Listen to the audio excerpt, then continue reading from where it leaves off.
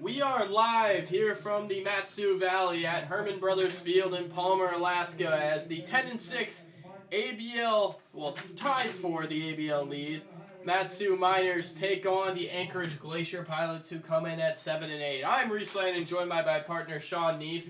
And tonight, the Miners back at home for the first game after a long 7-game road trip.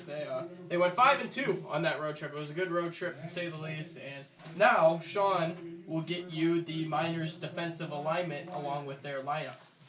Miners, they're sticking with something they're a bit more familiar with. The only name that I think is a bit surprising to see in the spot it is Casey Rother. Casey Rother going to be holding down third base, moving around the infield from left to right from there. You got David Bermudez at short still. Urso is going to be holding down second base with Sorelli back at his natural position of first. In the outfield, you have Aaron Walters still out there in left field. Josh Morozic is going to be holding down center. And Tyler Wilson's actually going to get his first chance to start a game out in right field with Tyler Randa behind the plate and Wyatt Tucker on the bump. Yeah, Wyatt Tucker, actually, his last start came against these same Glacier Pilots on last Friday in Anchorage. Tucker on the year comes in with 3 total games, 2 starts. He's pitched 8 1/3 innings. He has given up 4 hits on the year, 2 runs, both of which were earned. He's walked 6, struck out 7, and he's got a nice 2.16 ERA. He's been good on the bump. Opposing him for the Pilots is going to be Ricky Tibbett.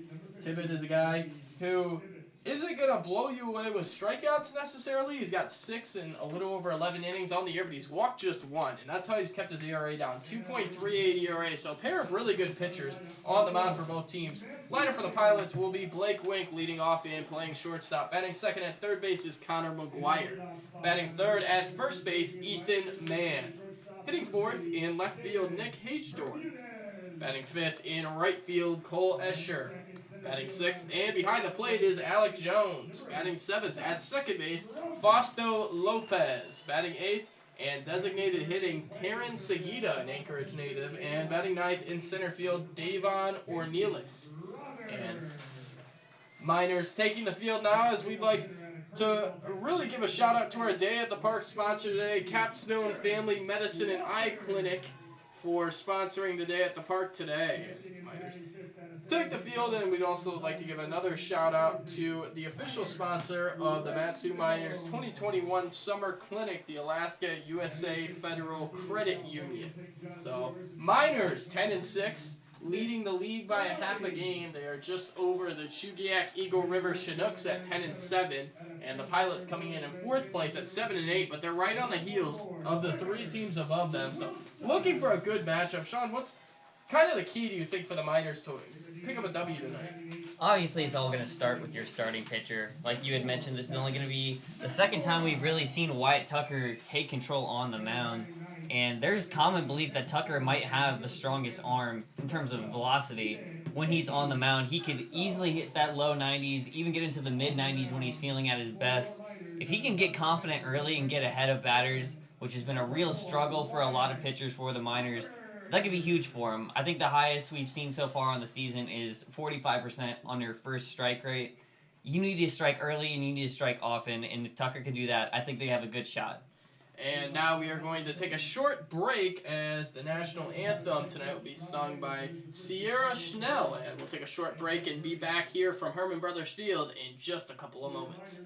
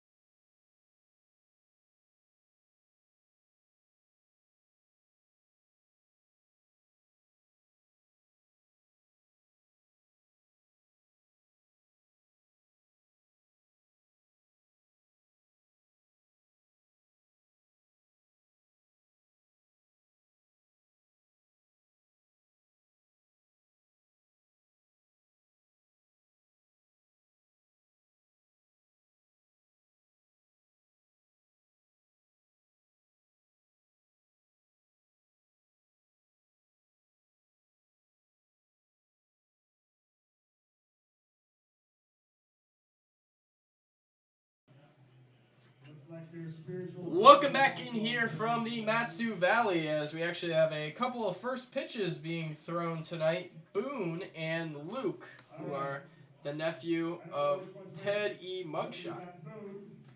So Boone is going to actually throw the first pitch for the Miners. Boone, right-handed pitcher. We'll see what he can throw. Behind the plate catching, it's going to be Tyler Rando. Yeah, plenty of time to warm up with Ricky Nunez there on the sideline. Boone takes a step from the stretch, gets it over, and that got in right near the plate. So Boone with a good first pitch. Definitely better than a lot of the other ones we've seen so far this season. That was a good one. Now it's Luke, straight out of the stretch. Look at that. Center cut, a little bit up. A little bit of a rising fastball there out of Luke. So first two first pitches of the game, and now Wyatt Tucker will enter the mound for this lineup that he will be facing, visiting Glacier Pilots. First hitter they will send up to the plate is Blake Wink, who we've seen at the top of the order both times we've played the Glacier Pilots this year. He's a sound hitter, and he can really give you something offensively. He's hitting .291, 55 at-bats. He's 16 for 55, not 6 for 55. But the one thing you can look at for him is he's striking out a lot. He's striking out in nearly a third of his plate appearances, 18 strikeouts already. So Wink is certainly liable to that swing and miss. Then the second batter, McGuire, in the lineup today. He's not a regular starter on this infield. This will be just his sixth start of the year. He struggled a bit with the bat. Started out just 2 for 15 on the year, but he does have an RBI and a couple of walks. And then the third hitter, Ethan Mann, who we all know well. Ethan Mann hitting .381 on the year. He's arguably been a better hitter than Casey Rother, the Miners' top bat on the team, and Ethan Mann might be the best bat in the league. He's 16 for 42, a couple of home runs, 9 RBIs, and big thing to look at, he's also walked 9 times and been hit by a pitch 3 times. He's only struck out 9 times, so he's got a positive ratio on that, which you don't see a whole lot, but he's a nice sound hitter. Miners' defensive alignment definitely a bit different that we've seen. Morozic, obviously, is a regular in center. Sorelli is a near regular at first. Bermudez is a regular at short. Urso at second base, and behind the plate, Rando. But Casey Rother just getting his second start of the year down at third. Aaron Walters in left field kind of rotates between left and first. And a couple starts in right as well. And Tyler Wilson, we haven't seen him right. And some people might look at Rother on third, curious as to why he's there. Obviously, when Sweeney's played there, he's done fairly well. Rother, people might look back on that one throw he had made against the Oilers that led to an error, but he honestly played that fairly well, read the bunt pretty well, got the nice pop off of it. If he had made a better throw, I don't think there would be any question why he could play third. He's a pure athlete there. Yeah, we are ready for baseball here in Palmer, Alaska, as the first pitch from Wyatt Tucker comes way inside. It's a fastball, and it drills Blake Wink in the back. So, not maybe the start the Miners would have anticipated, as Blake Wink is aboard now with nobody out. Wink on the year has 9 stolen bases and is yet to be caught stealing. Perhaps the best base stealer in the ABL is aboard at first. And we were talking about that first pitch strike. That's definitely not it. No. Couldn't have started the game off a little more rocky than Wyatt Tucker did there, but he can work now. He's got Connor McGuire at the plate. Here's the first pitch. It's a fastball inside. Tucker down 1-0. I'd like to get a quick shout out as we begin this game to the Alaska Highway Safety Patrol, who says, "Enjoy the game tonight, fans, and remember to always bring a designated sober driver home. Fans don't let fans drive drunk," as the 1-0 is a strike from Tucker. Don't drive impaired, arrive alive. This message is brought to you by the Alaska Highway Safety Office. Tucker finally can breathe now, breaking that first strike seal. 1-1 here for Tucker to McGuire. Here's the pitch. Swung on and fouled back. And as we just get done with that third pitch of the at-bat, it's honestly a little bit surprising me that we haven't seen Blake Wink take off. Speedster shortstop over there certainly has a ton of speed and looking to put it to use. Maybe on this pitch, Wink plays his college baseball at Fresno State. Tucker back in. The right-hander checks the runner. Sets. Here's the pitch. in the dirt. Squirts away from Rando. Wink took off from first, and now he's in a pickle. Throw goes down to second, and the tag at second is in time. How about that? Tyler Rando, a really nice play to keep that ball in front of him on the block. The runner, Wink, kind of got stuck on an in-between. It was thrown out easily by Sorelli, so it'll go Sorelli to Bermudez. It'll go a 1-6 putout. Count is 2-2 now on Connor McGuire. Tucker at the set. Here it comes. Up. So Tucker goes 3-2. Full count now on Connor McGuire. One thing I did kind of notice about Wyatt Tucker throughout his college time this year, while he has great stuff, he does struggle to put away some batters as he does walk a second one there. Tucker, first one aboard by base on balls.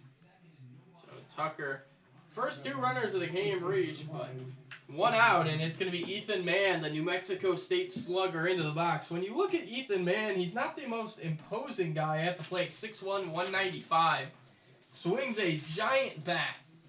And a right-handed batter against Tucker, obviously the right-handed pitcher. McGuire inches off first. Tucker winds, fires, swung on, pops straight up in the air. Sorelli backpedaling a little bit around the first base bag.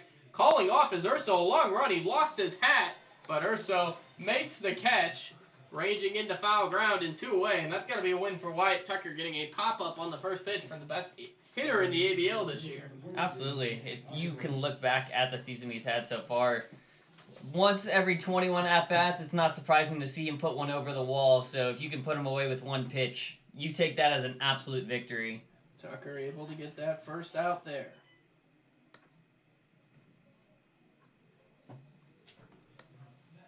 He sets.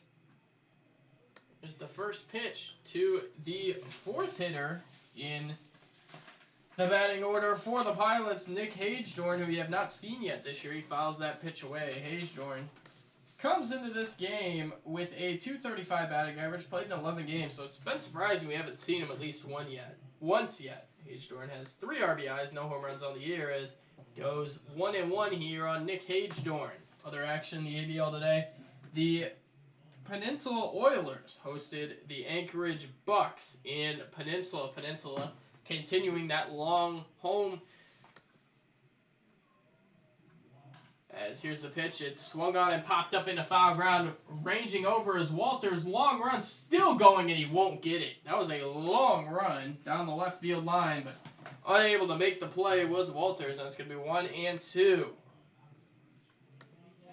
Still have to respect the effort of going for it right now. Every out matters. And one name I am surprised to see, as you mentioned, Hagedorn being new. Tabak not being in the rotation tonight, one of their usual outfielders, and honestly, one of their top 3 bats by most metrics. Yeah, Tabak hitting .354 with a home run and 6 RBIs. Has also stolen 7 bases as Tucker looks the runner back over to first. And he'll go back in. 1-2. 2 away here in the first. Still searching for that first strikeout, too. Here's the pitch. It's up and away. Tucker's gone 2-2. Getting that score of the Anchorage Bucks Peninsula Oilers game. It is 3-1 Bucks in the 7th inning. The Oilers have had a real rough start to the year with a loss. It would drop them to just 3-12 on the ABL year. Tucker sets. Here's the pitch. Swing and a miss. Wyatt Tucker coming with the breaking ball and putting him away. Wyatt Tucker's first strikeout of the game, so he navigates around a couple of runners here in the first to get out of the inning cleanly. We'll head to the bottom of the first. Miners coming to the plate, and we'll be back in just a few moments from Herman Brothers Field.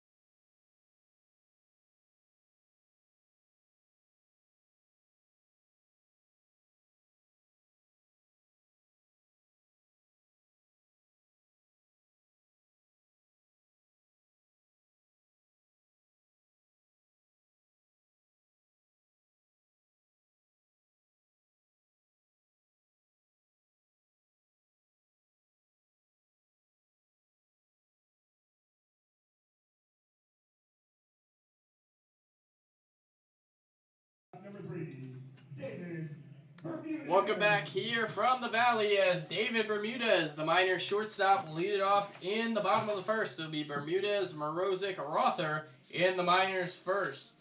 The Alaska Highway Safety Office reminds you that when your speed increases on the road, so does the chance for a crash. Don't put your schedule ahead of everyone's safety as there's strike one to Bermudez. Stop speeding before it stops you. This message is brought to you by the Alaska Highway Safety Office. As Bermudez sits 0-1 here, Ricky Tibbett, the San Diego State product, pitches as here's a ball looped down the right field line, but that's going to get foul. A long run for the right fielder. Escher couldn't get it, and quickly Bermudez down 0-2. In the pregame show, hitting coach Bubba Walters talked a lot about David Bermudez moving to the top of the order.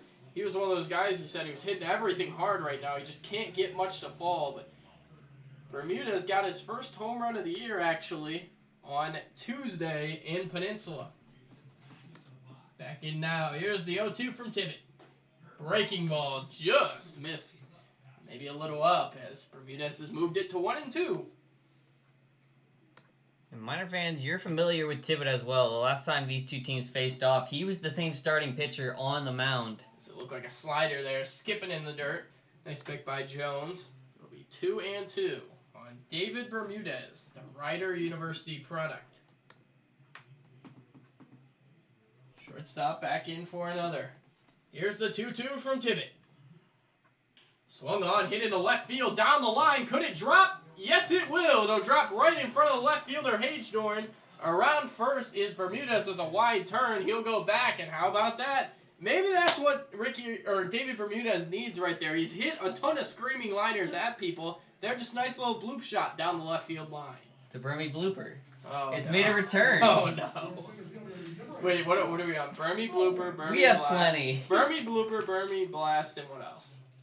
Oh, Burmy bomb. They'll be called throughout the game, but we'll figure it out. For the Miners, just getting that first hit of the game already in your first batter knocks a schneid off for your whole team in a way. Josh Morozic next to the plate as Bermudez inching off first base.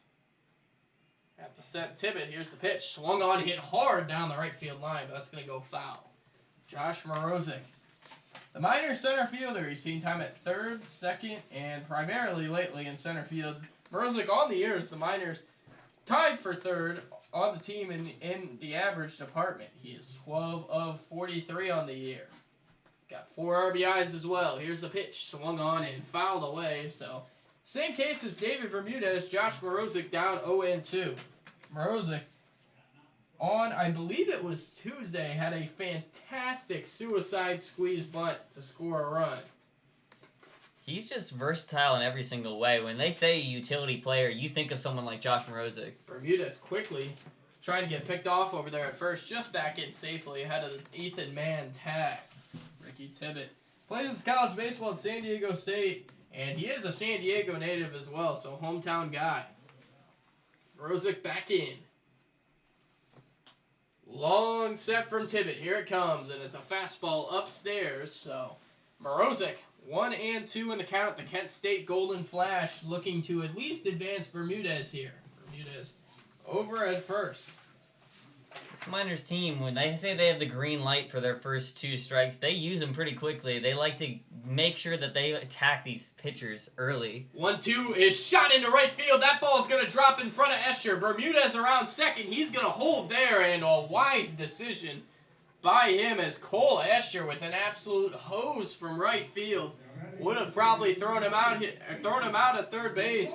Instead, it's going to be first and second. Nobody out for Casey Rother.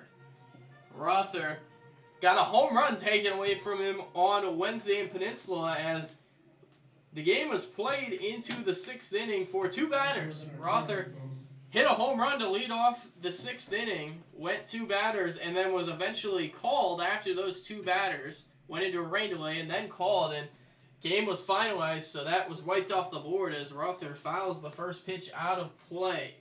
Rother still coming in at .358 on the year. He's 19 of 53. He's got a homer and 4 RBIs, 8 doubles as well. It's okay, Casey. You still have a home run in our heart. That he does, as he's looking for another here. First and second, Morozic Bermudez, here's the pitch. Swung on, grounded softly up to third. Fielded by the third baseman, McGuire. He'll tag the bag, and that's all he'll get as Rother's sprinting up the line. Nice hustle, Casey Rother. So it's going to be a force out at third, fielder's choice. And now stepping to the plate is going to be the cleanup hitter, Aaron Walters. Walters in left field today. He's shown versatility. Played left, right, and first base. Manager Tyler LeBrun says he can play pretty much everywhere. But Walters comes in batting .240, 6 of 25 on the year. A couple of RBIs as well to his name. He is the closest thing the minors have to what you call a five-tool player. He will plug in wherever you need him. Hits power, hits contact, can run, can field. He's just a good ball player all around. He takes a fastball inside 1-0. Yeah, that power honestly hasn't even been full scale yet for Walters. He does have a lot of untapped power in that bat. Very good hitter at Angelo State. Almost a .600 on-base percentage for the Angelo State Rams this spring. Division II All-American. Here it is. Swung on and fouled. Back over to the minors dugout. Tyler Rando in the on-deck circle tried to field it. Couldn't get it. And it's 1-1 here on Aaron Walters. Ricky Tibbett on the bump, trying to work around a couple of no-out singles to start the inning. Tibbett sets. Walters, the left-hander against the right-hander. Tibbett, here it is. And it's a breaking ball. It missed low and in. May have actually skidded against the dirt. 2-1. Walters trying to find a hole in the defense. The Miners, when they score opening runs, rarely lose games. They've been really good when they score early. Walters back in. 2-1, swung on and popped up.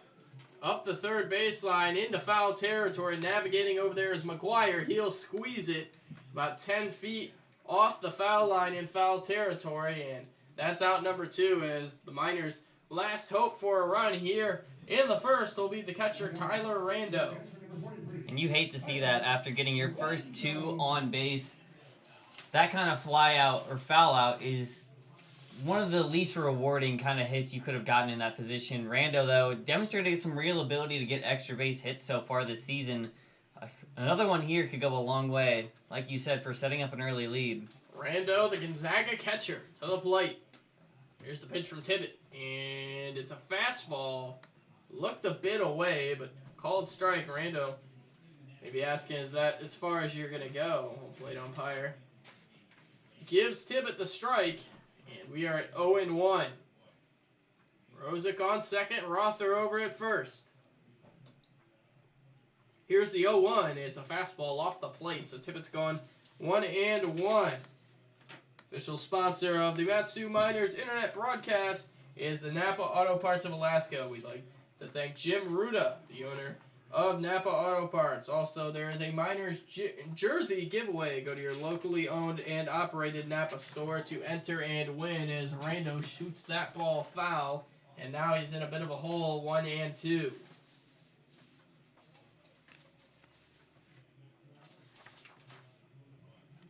Tyler LeBrun, Miner manager, kind of pacing in front of the Miner dugout. Trying not to let a couple of singles to start the inning go by the wayside. Rando, 1-2 pitch, and it's a breaking ball. Maybe a slider missed off the plate. It's gone 2-2. Mrozik with a ton of speed, but you wouldn't think he's going to try to steal third here and potentially make the last out of the inning at third base. But anything to the outfield, Mrozik has a good chance of scoring on. There are good arms in this outfield, though, for the Pilots. Here's the 2-2. Swung on, hit straight away center field. Ornelas ranging a few steps over to his left. He'll make the grab in right center field. And that'll end things here in the first for the Miners. Matsu gets a couple no-out singles to begin the inning, but can't find a way to bring him around. We'll head to the second.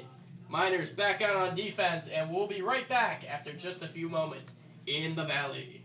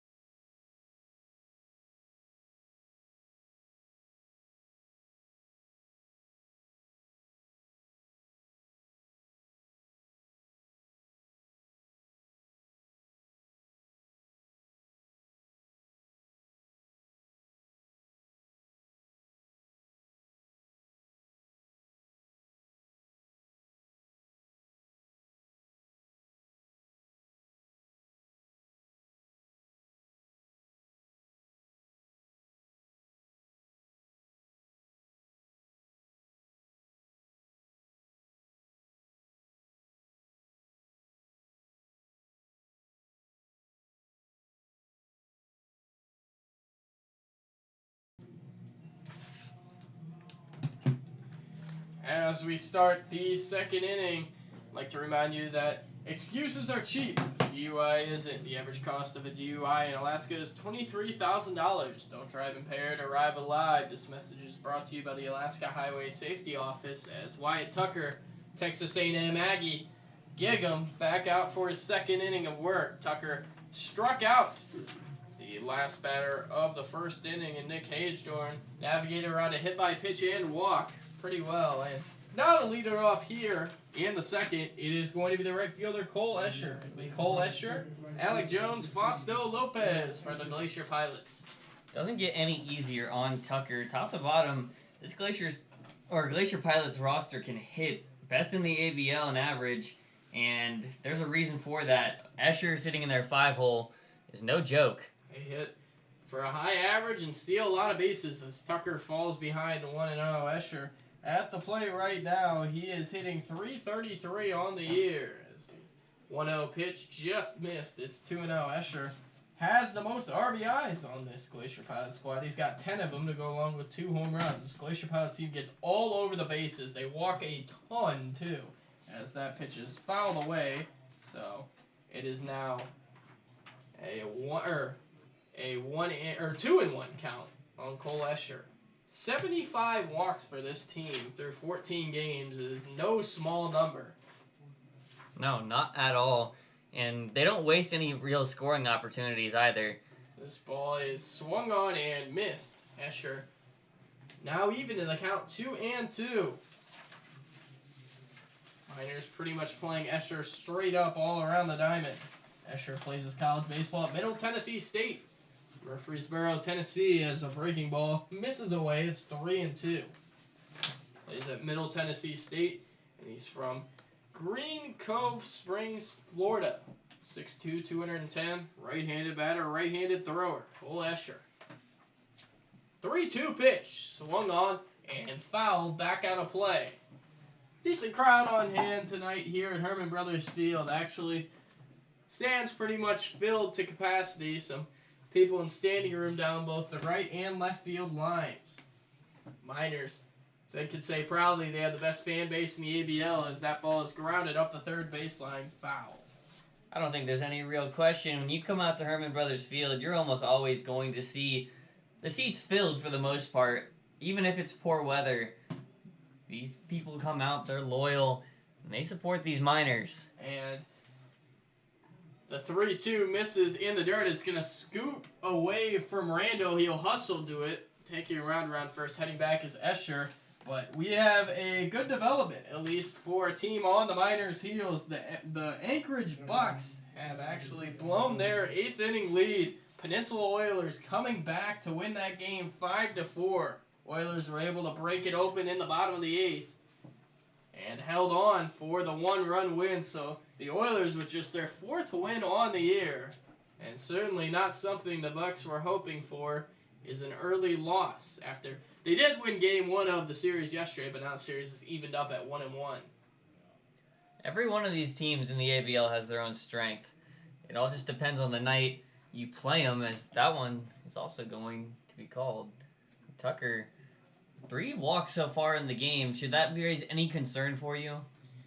I don't think so. Tucker has usually pretty good command, and he's a resilient guy as he goes, or actually, called strike there, 1-1. Bigger home plate strike zone tonight behind the plate. And we saw in Peninsula several tighter zones. As long as it's established, the bigger zone, I don't think either team will have a problem with it as swinging through that pitch. It's Alec Jones, and now it's 2-2 on Alec Jones. Catcher. Plenty of catchers on this Glacier Pilots team. 3 of them on the roster. Alec Jones playing from Oral Roberts. Here's the pitch, swung on, nailed into center field, but it is right at Josh Morozic in center. Easy put out, scrambling back to first is Escher. And there's one away, and now it's Fausto Lopez. Another Middle Tennessee State Blue Raider, Fresno State transfer as well. And that shot teetered on line drive and fly ball, just going right to Morozic without him really having to move that much.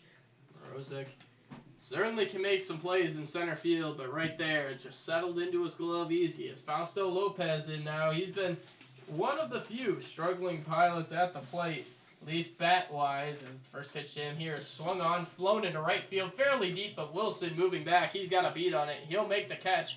Going back to first is Escher, and that's an easy out for Wyatt Tucker, 2 away here in the second, as now it's Terrence Seguida. But anyway, back to Lopez. He's probably been the best defender we've seen in the ABL. I mean, he can do it all, playing second and short, but he's a little slow with the bat right now, hitting just 143 on the year. Terrence Seguida, who started off as the ABL's best hitter, 5 for his first 10, has really hit a skid. He's one of his last 15. Seguida, left-handed batter from Vermilion Community College. Here's the first pitch. It's in the dirt. Blocked by Rando. Big lead off first, but going back is Escher. And watching that last hit by Lopez kind of reminded me why they might have put Wilson into right field. The last few times these teams have played, the majority of their extra base hits that aren't home run have come over towards that right field, where Casey Rothers had to struggle, gave up that triple, a few doubles. Having more speed with Wilson right there could be exactly what they plotted out off of watching their hitting chart. Here's the pitch. Fastball missed away to Seguida, and it's 2-0. Tomorrow, the Miners have the day off, a Sunday day off. And then Monday, they travel down to Anchorage and face these same Glacier Pilots. 7 p.m. start in Anchorage as this ball is popped up down the left field line. Long run Walters, but he won't be able to get to it. It's a foul ball, 2-1. Game will be 7 p.m. start in Anchorage, and then they come back home for a really big game against the Chugiak Eagle River Chinooks. Battle for first. Possibly on the horizon. We'll have to see how the Chinooks games shake out. Seguida in. 2-1 pitch. Fastball. That's a really good pitch from Tucker. Center cut. Near the knees. 2-2. Chance for his second strikeout of the game. Ended the first inning with one swinging. Try to get one here to end the second. Tucker at the set. Here's the 2-2. In the dirt, blocked by Rando, and it's gone 3-2. And Cole Escher is going to be on the move now with a full count and 2 away as Rando takes a step out in front of the plate, kind of directing the infield. Gives out the signs. Infield actually backed up a little bit. David Bermudez and J.D. Urso playing a step on the grass. Outfield fairly in on Seguida. 3-2. On the way. Missed away. Escher taking off. He'll just move up to second. And now Tyler Rando wants a meeting at the mound with Wyatt Tucker, who still hasn't allowed a hit, but that is his 4th base on balls today, as now stepping to the plate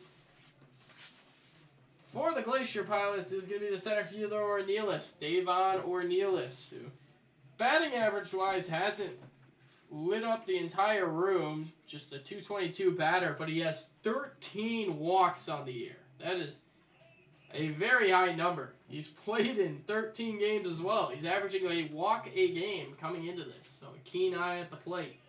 And with Tucker right now, can't really blame the hit by pitch. Sometimes the ball just gets away from you, but those 3 walks that have followed it, that was probably just a confidence check from Rando, getting him, his young pitcher, just reorganized, reoriented, and get him back on a strikeout path. There's still 2 away in this inning. That ball missed there from Tucker. It's 1-0 on Ornelas. Runner at second, Escher has good speed as Tucker is going to step off before the 1-0 pitch. Reset. Ornelas, a left-handed batter, back in. Checking the runner. Here it is. Fastball outside corner. That's a good spot for Wyatt Tucker. 1-1. Ornelas plays his college baseball at Loyola Marymount. He's from Chatsworth, California.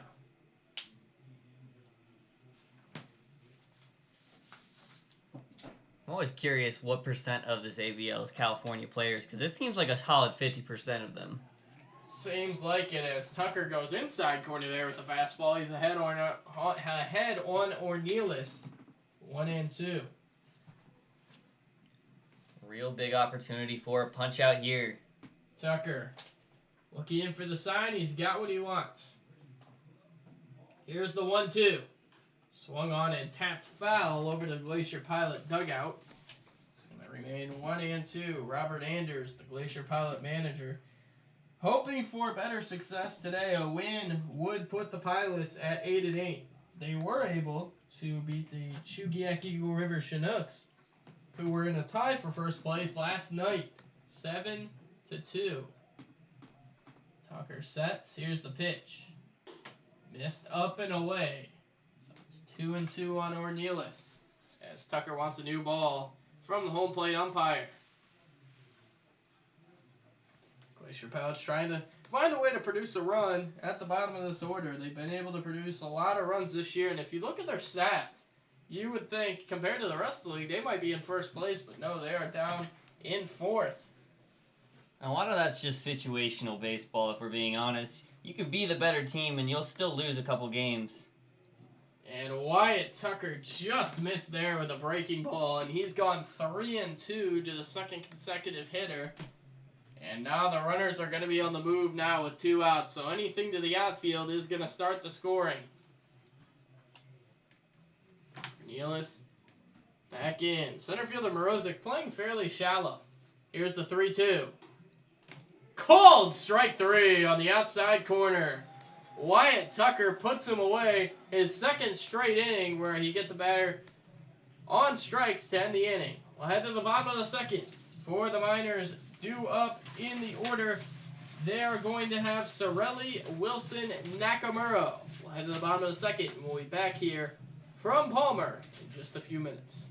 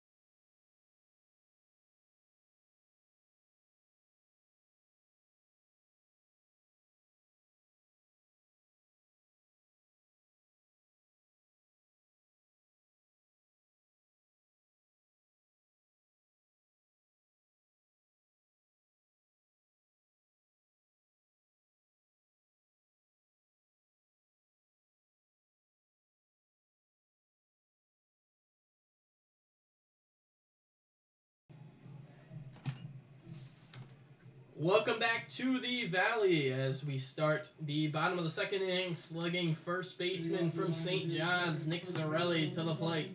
Sorelli, Wilson, Nakamura to the plate. Sorelli, left-handed batter against the right-hander Tibbet. Second inning of work for the Glacier Pilot right-hander. Here's the first one. Breaking ball over the plate, strike 1, Tibbet ahead. That was dangerous, hanging a curveball over the heart of the plate for a hitter like Sorelli. That could have been taken the other way. Sorelli looking for something he likes here. The 0-1 is on the outside edge, so Sorelli a couple of takes, and now he's in an 0-2 hole. First baseman for the Miners has over a 500 on-base percentage. He's been big in the on-base category as he watches a pitch in the dirt there. 1-2. On that road trip, he worked so many long counts and was able to really drive up pitch count. Average-wise, he's hitting 279 on the year. Sorelli in a 1-2 hole. Here it comes from Tibbet. And it missed low and away in the dirt. So Sorelli ahead from where he was at, 2-2. And the Miners might honestly have an advantage in this, considering the last time they played against Tibbet, he only struck them out once. 2-2 pitch. It's in the dirt again, so Sorelli, another long at-bat. Like he's been prone to, and obviously he was in a little bit of a slump for a minute, but the move down to the 6th hole has been taken in stride. He's been there the last number of games, and that's equaled a lot of long at-bats. Sorelli here, 3-2. Swung on, hit right side of the infield. Lopez, long run, he won't get it. There's a sharp grounder through the right side of the infield. Nick Sorelli leads off the second inning with a base hit. And now it's Tyler Wilson, Grand Canyon University right fielder, to the plate. Now Miners, 3 hits in the game already. They are really coming at Tibbet, not giving him any chance to relax. And while they don't have any runs across the board, I think it's fair to say that they definitely seem more confident at the plate facing him this time around. Wilson coming in to the plate. He's struggled with the bat so far this year. First pitch to him is fouled out of play. And you gotta hope it'll come around at some point for Tyler Wilson, as he's hit a fairly deep slump. He's batting 122 on the year, but one thing you can look at and point, maybe that's a good number for him going forward, is he's only struck out 6 times in those 41 at-bats. So he's not swinging and missing for strikes a lot. 0-1 pitch is a fastball away, 1-1.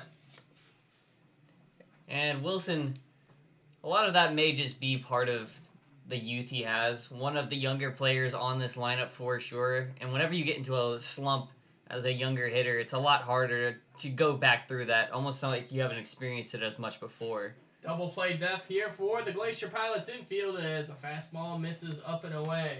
Wilson hasn't walked yet this year, but not a 2-1 count. It's well within reach. Kevin Nakamura sits on deck. Miners team average sits at 209. Trying to get that up. Tibbet checking the runner. Checks again. Here's the 2-1. Swung on, hit into left center field. That ball's going to drop. Sorelli around second. He'll hold there. And how about that? Maybe Tyler Wilson showing some signs of breaking off the schneid. There's a single, and the Miners, for the second consecutive inning, have runners on first and second with nobody out. Now Kevin Nakamura coming up to the plate. Casey Rother was able to get a fielder's choice. Let's see how he's able to improve on that. Nakamura hasn't been able to continue his scorching start to the year, but batting 207 on the year, and he's still the team leader in RBIs. He's got a homer and 8 RBIs. Certainly some power in that bat for Nak. But there are some people coming to catch up to that He as squares the bunt here, and I don't think it ever hit his bat. I think it just hit the mitt of Alec Jones and deflected onto the field, so it's 0-1. Nakamura unable to make contact with that bunt. We'll see if he's squaring here. Ethan Mann, first baseman, is crashing hard. Third baseman, McGuire, kind of sitting on the bag. he reacted to that faster than I believe some of the Miners bag running. Squares again. 0-1 is popped up on the infield. Mann making the run. He's going to make the catch. Throwing to second is just late. Sorelli almost got doubled off, so Nakamura pops up that bunt, unable to get the move over to third for Sorelli. And now with 2 on and 1 out, it's J.D. Urso, Tampa University shortstop. Playing second, though, today for the Miners. And nice attempt by Nakamura, but just got a bit too far underneath of that. Made it an easy catchable ball for Ethan Mann on the charge. or Tibbet. Should he have gone for it? Yeah, But rarely any of them. McGuire probably could have had it too. 2 on, 1 out. Urso looking to create some offense. Here's the first pitch. Swung on, hit on a hop to Lopez. Nice play at second base. Flip to wing, turnover, double play.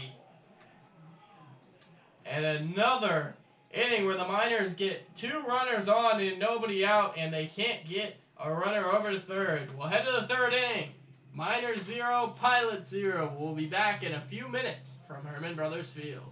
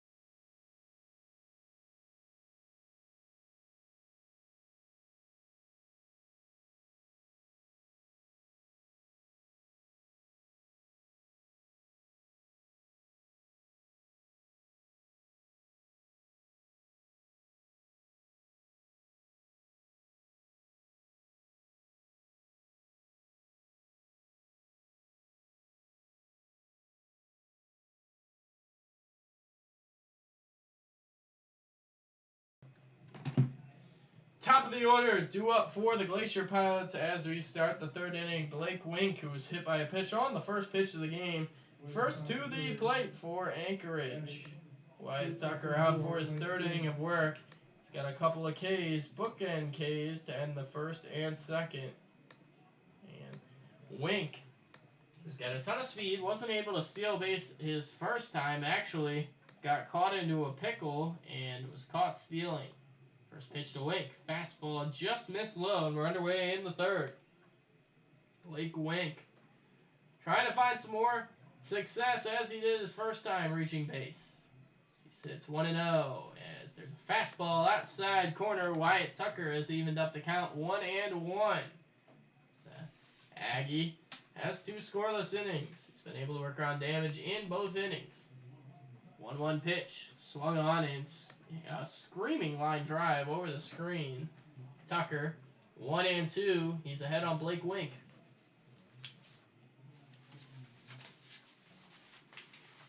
Miners looking for a quick 1-2-3 here in the third. Tucker winds. Here it comes. Swung on and fouled away again. Pretty much same spot for Blake Wink. He'll stay alive. Miners and their home whites today. Haven't been able to see those in over a week. Anchorage Glacier Pilots and kind of their alternate navy blues. They wore those at home and on the road. Gray pants for them with the navy blues. 2-2 pitch is, or 1-2 pitch rather, is in the dirt. Rando scooping it out of there, and it's 2-2. Nice take there on a breaking action. Not surprised by somebody who's tied for the second most hits on the Pilots. He gets on base. There's a reason they have him in that leadoff slot. Strikes out a lot, but he can steal bases and get on as the 2-2 is a foul tip into the mid of Tyler Rando. Third strikeout for Wyatt Tucker, and there's one out in the third. It's going to be Connor McGuire, the third baseman, to the plate now. McGuire's first at bat, he walked. He's able to reach first base. That came right on the heels of the hit by pitch as well. Miners not doing a whole lot of shading today. We've seen them shade other games, but not today as that pitch is swung on and fouled off down the right field line. 0-1. Seatbelt is the biggest asset your car can give you. Be a team player, wear a seatbelt, arrive alive. This message is brought to you by the Alaska Highway Safety Office. It's 0-1 here on Connor McGuire. Here's the pitch. Fastball just missed. 2-1. Rather, 1-1 on McGuire. Right-handed hitting third baseman. There's a breaking ball just a bit in from Tucker. He's gone 2-1. If it wasn't for that breaking action, it looked like that could have been another hit by pitch. Tucker at least does seem to be dialing back into the zone. 2-1 pitch is shot up in the air and back out of play. A lot of foul balls already tonight. Tucker's gone 2-2.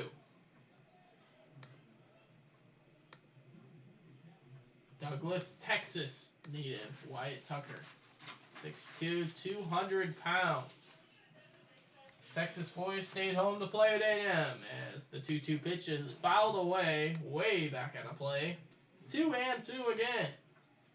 Tucker has had to throw a lot of pitches as he's thrown 2 and a third, but no runs yet, and that's the best thing you can do. More important than anything else. 2-2 here for Tucker. Here it is. And it's a breaking ball in the dirt. Tough block by Rando. Maybe took that one off the wrist on the skip. And it's 3-2 on Connor McGuire, who is looking for his second walk of the ball game.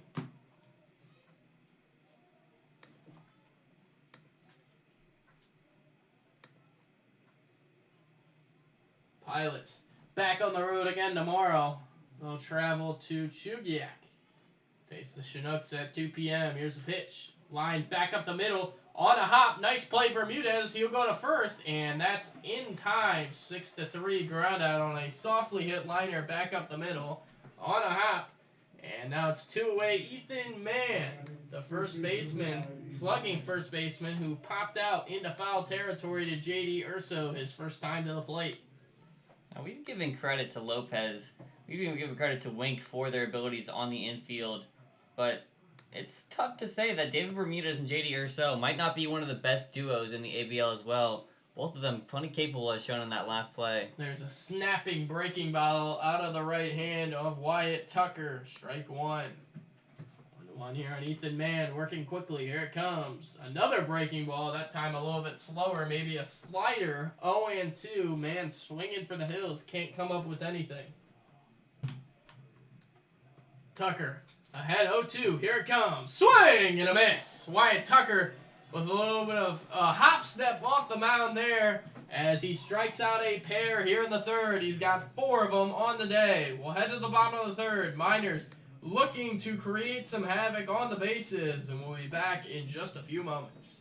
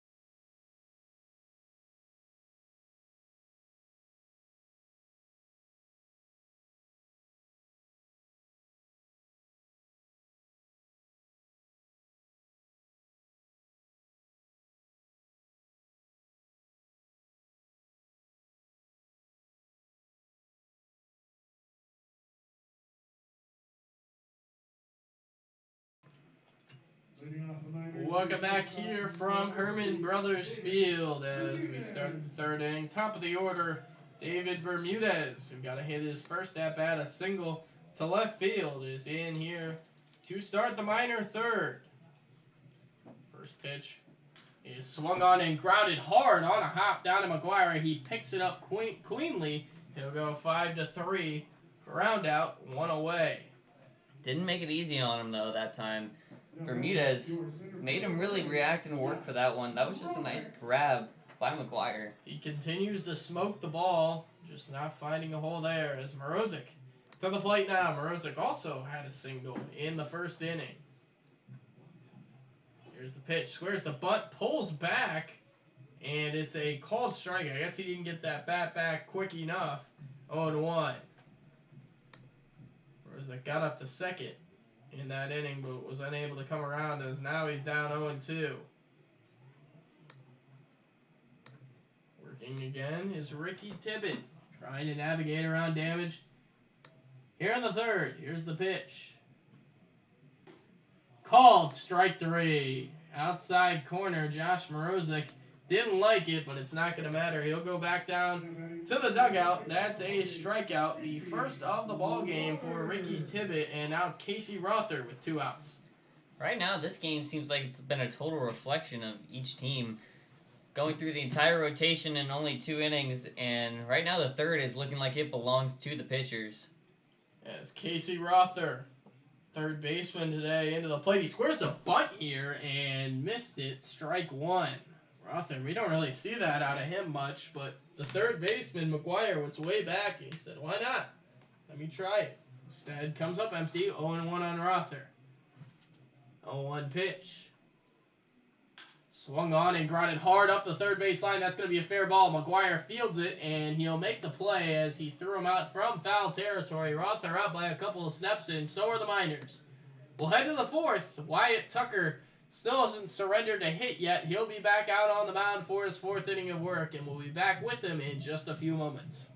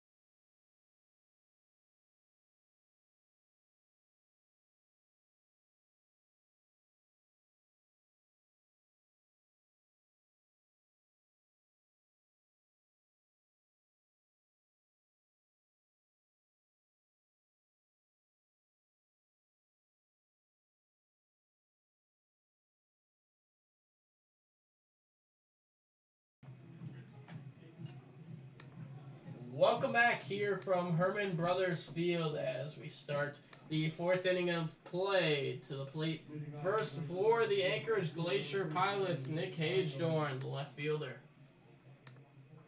Hagedorn became the first strikeout victim of the game for Tucker. Started the last inning with a strikeout swing, hoping he can do the same, but right as I say that, he makes me eat my words, sending it the opposite direction. Liner back up the middle, and there is the first hit for this Pilots team of the day. Aboard with nobody out, Nick Hagedorn, and now next up in the order, Cole Escher, right fielder. Escher reached by means of a walk in the 2nd inning. Tailgating, speeding, and darting between lanes. That'll get you noticed and ticketed by the police. Drive sober. Slow down. We want you to stop speeding before it stops you. This message is brought to you by the Alaska Highway Safety Office. 1-0 down, Cole Escher. Reaching off first is the runner, Hagedorn. Tucker sets, and here it comes. Swung on, grounded to third. Rother got it. He'll go to second. Urso, turnover, not in time. Just a bit late, but they will get the fielder's choice. It'll go 5-4 on that ground out. And there'll be one away. Stepping up to the plate next, Alec Jones.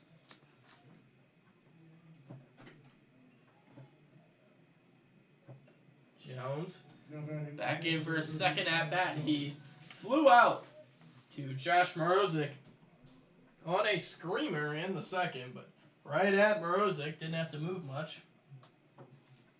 To look for some success here. First pitch is a breaking ball, called strike. And Alec Jones couldn't believe that. Yeah, it is a pretty big strike zone tonight by the home plate umpire. Anything really on those white lines is going to be chalked up as a strike. When you're a pitcher, you got no problem with that. Tucker will certainly try to take advantage of it. Runner takes off, fastball away. It's called a ball. Throw skips into center field. Escher heading for third. Morozic's throw to third is not in time. Just late. Cole Escher with good hustle as he swipes second base and then gets up to third on the throwing error. And all of a sudden, the Glacier Pilots have a runner on third and just one away here in the 4th. And wasn't sure if Urso was aware where the ball was going. Lost track of it as he was sliding, but caused it to go back. Close play there, though. At third, Morozic was nearly able to make up for it. That is a big-time play. As now it's gone 1-2 here on the batter at the plate, Alec Jones. Just one out. Miners do not have the infield in. Corners a couple steps away from the infield grass, but middle infield back, anything to short or second will concede a run. 1-2 pitch. Breaking ball, and it won't matter. Wyatt Tucker gets another strikeout. Give him 5 on the game. That's a big out number 2, as now the infield can play back. Fausto Lopez, who has a ton of speed, to the plate. That was just a beautiful breaking action there by Tucker. Froze the batter at the plate. Perfect way to get the second out. Now it becomes a lot harder to score that runner at third. As first pitch is a fastball, called strike. Lopez down in the count. Lopez trying to find a way aboard here and give the Pilots the first score of the game. Here's the 0-1 pitch. Breaking ball swung on. Hit up in the air. Foul ground. Sorelli ranging. Long run. Can't get it. Just missed it. Sorelli missed it by a matter of a couple of feet. Unable to make the play. Long run for the first baseman. Good hustle. And it's still a strike, so it's going to be 0-2 here on Fausto Lopez as the Miners defense tries to catch their breath for a minute. Tucker stepping off, letting Urso, Wilson, and Sorelli return to their positions. 0-2. Fausto Lopez. Tucker at the set. Here's the delivery. Fastball, swing and a miss. Douglas, Texas native, putting away Fausto Lopez for his 6th strikeout of the game. Tucker able to keep the Pilots off the scoreboard here in the 4th with a couple of strikeouts. We'll head to the bottom of the 4th. Miners looking for their first run of the game. And we'll be back in just a few minutes here from Herman Brothers Field.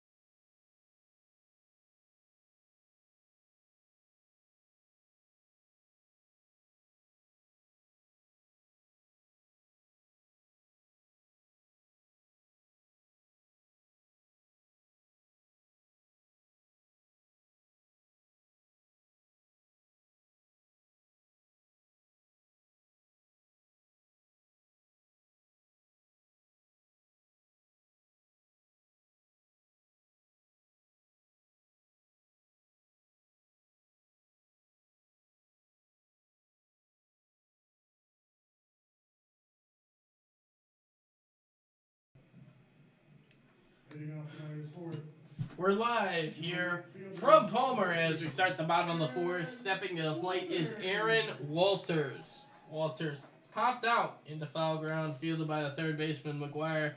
PO5 in the first inning. Walters looking to give the Miners some offense here to start the fourth. Ricky Tibbetts' first pitch to him is a fastball grounded up the first baseline to his dad. Bubba Walters, assistant coach for the Miners, snags that. Yeah, if you haven't seen the pregame interview before tonight's game, I did a pregame interview with Bubba Walters. It was an interesting one as Walters, Aaron Walters that is, takes ball one low. A 1-1 count. No surprise that Aaron turned out to be a solid hitter. When his dad acts as a hitting coach for the team, and he has a pretty aggressive style. As he swings and lines that one hard, but a little bit foul down the right field line. Walters 1-2 now. Tibbet back out for his fourth inning of work. He's been good so far, 3 scoreless. Could have been Walters' first extra base hit as a minor. Not including his previous seasons here, he's been a contributing member to the past couple rosters they put together. Actually won an ABL championship in 2018 as there's a fastball up and in, 2-2. Walters is the only player on the roster who suited up for that 2018 team, the last Miners team to win an ABL championship. From the line, Tibbet, 2-2. Breaking ball swung on and grounded to the right side of the infield. Lopez up with it. He'll go to man, 4-3 ground out, 1 away. Nice loop there by Lopez to pick that off. That wasn't the easiest hit. Walters did put it where it wasn't, but Lopez just made a nice adjustment. Tyler Rando. And now Rando flew out to the center fielder Ornelas back in the first. He's in with 1 out. He takes strike 1 on the outside edge. Rando behind 0-1.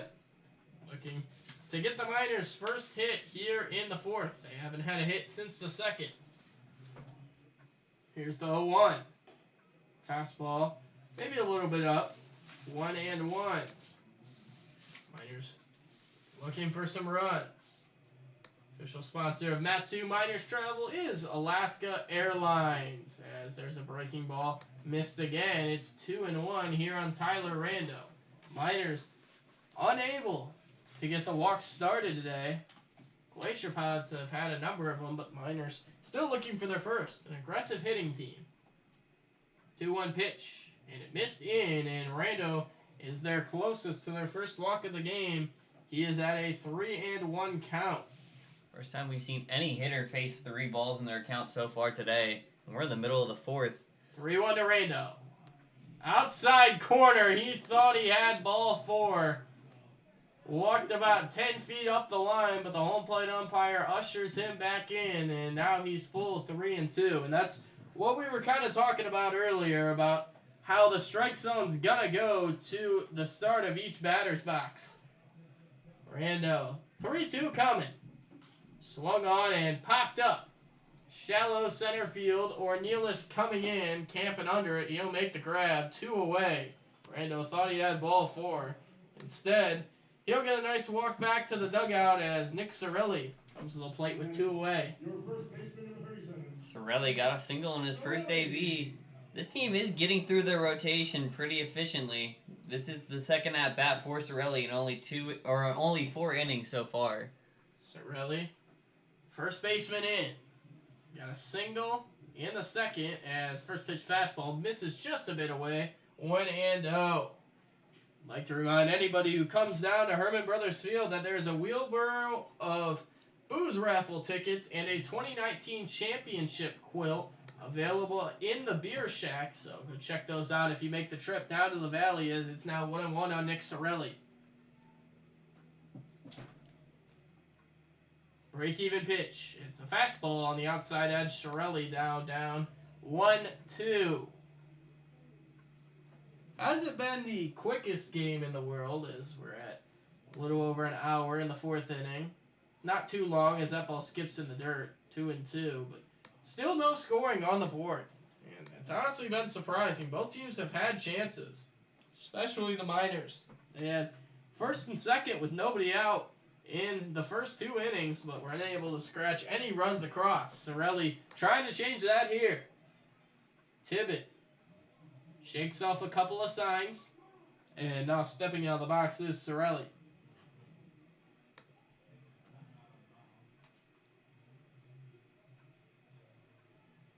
Sorelli, left-handed hitter, back in, here it is. Swung on, popped up. It's a Bermuda Triangle play, but coming on is the third baseman, McGuire, to make the catch on the shallow pop-up.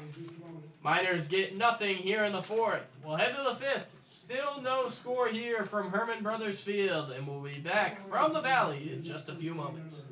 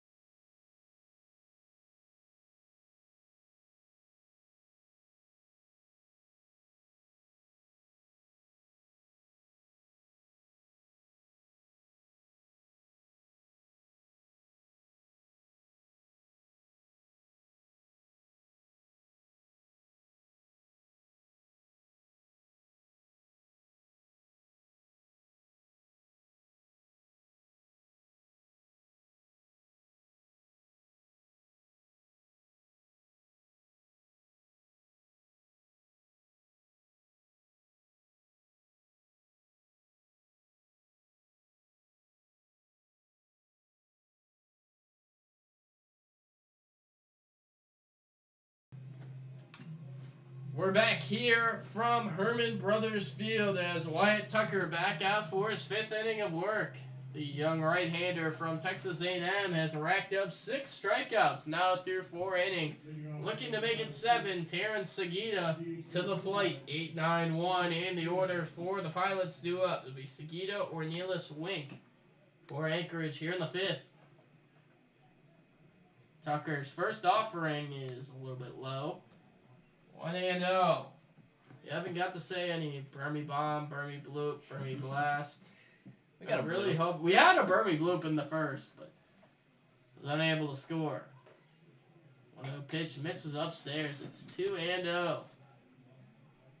It's good to be back in the Valley after that long road trip. It was a little chilly in Kenai, not the warmest today either, but it's warmer today than it was any day against the Oilers in Kenai. That ball misses 3-0. Seguida trying to be the first man to reach here in the 5th. Still people strolling through the gates here at Herman Brothers Field. Trying to cheer on their Miners to their 11th win of the year as there's a get-me-over fastball from Tucker. And he's gone 3-1 in the count. Seguida, left-handed hitting first baseman. Walked his first trip. And give him another. Segita. Darren Segita walks down to first base. His second base on balls of the day. He's the leadoff runner aboard here in the 5th. As now it's going to be Devin Ornelas. Ornelas had quite a battle the first time around with Tucker as well, taking him 8 pitches to finally be sat down on strikes. But when it was, he took it looking, didn't take it swinging. He was confident enough in his eye, but Tucker had the better of him. Tucker's trying to get the better of Ornelas right now. Sets, here's the first pitch. Squaring is Ornelas. It's a really good bunt up the third base line. Rando fields it, and it just goes foul. Oh, Tyler Rando had to watch that ball for a minute. He didn't think he'd be able to throw out Ornelas at first base, and I can tell you, I really didn't either. Ornelas has blazing speed up the line. Rando just watching that ball until the last moment, roll into foul ground. That was almost a perfectly executed bunt. With the top of the order, Blake Wink coming up next. This is the guy you got to get here if you're Wyatt Tucker. 0-1 now on Ornelas. Left-handed hitting center fielder. Ground ball here would be nice. It's going to be tough to double up Ornelas as it is for several of these pilots. They can really fly around the bases. 1 pitch squaring again, and he's going to get this one foul on a hop towards his own dugout, and he's quickly in an 0-2 hole, so we'll see if the bunt sign is taken off now. Down 2 strikes. Not surprised by any means to see him play aggressive after that first one just slipped away from him. Back in now. Here's the 0-2. Swung on, hit down the left field line. Long run for Walters, and it's just foul. Oh, man. That ball nearly dropped. Segita didn't get a good jump off first. Had it dropped, he would have got the third. Ornelas to second. Instead, it's just 0-2 as Tucker maybe missed his spot by a little bit there. He probably didn't want to give him a fastball down the middle, but anyway, it's still 0-2. Tucker looking to put away Ornelas for his 7th punch out of the game.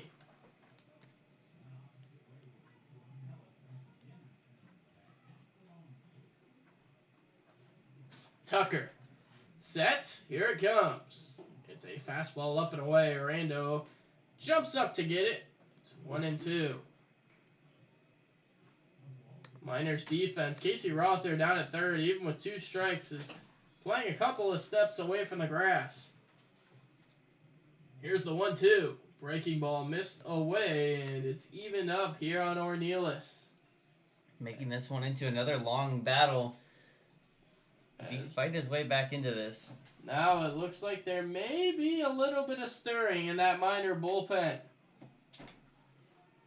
Here's the pitch. Breaking ball called strike 3. Yeah, called strike 3. I don't think Ornelas really said it was strike 3. That ball was right down the middle on a curveball. He's put away Wyatt Tucker's 7th strikeout of the game. And now top of the order, Blake Wink coming to the plate.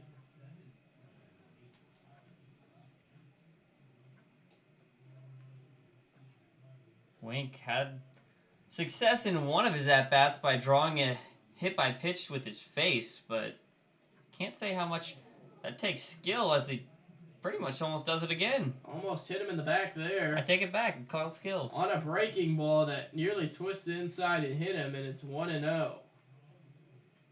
Tucker, although he's allowed a number of base on balls today, just 1 hit. He's been hard to hit, hard to master. His lone hit given up was in the 3rd inning to Nick Hagedorn. But now at 1-0 with 1 away and 1 on here in the 5th. Tucker sets. Here it comes. Swung on and fouled. Back out of play. Wink's going 1-1 in the count. For the Miners, it's been no runs on 4 hits. The Pilots, no runs on 1 hit. No errors on either side. It's been a clean game. As now we're going to have a time as Tyler Rando will jog out to the mound to talk to his starter, Tucker, as they look to work around some damage. Right now, the best thing they need to talk about is making sure he doesn't get flustered. He does have 7 strikeouts in the game so far, but it seems like it's been a give and take with the walks he's given as well. Need to just make sure he doesn't get flustered. So far, he has one each in this inning alone.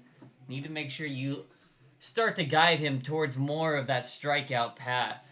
Matsu Miners would like to thank their grill masters, Heath and Monica Martin, for serving America Gas burgers and America Gas dogs today at Herman Brothers Field. Thank you to AmeriGas for the donation. 1 and 2.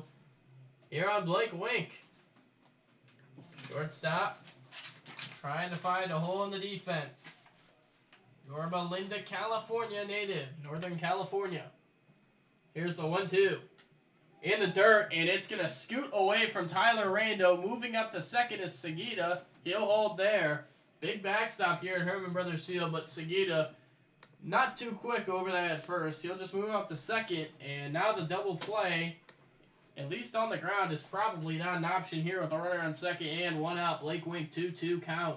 It would take a real mistake by Seguida for that to come into play.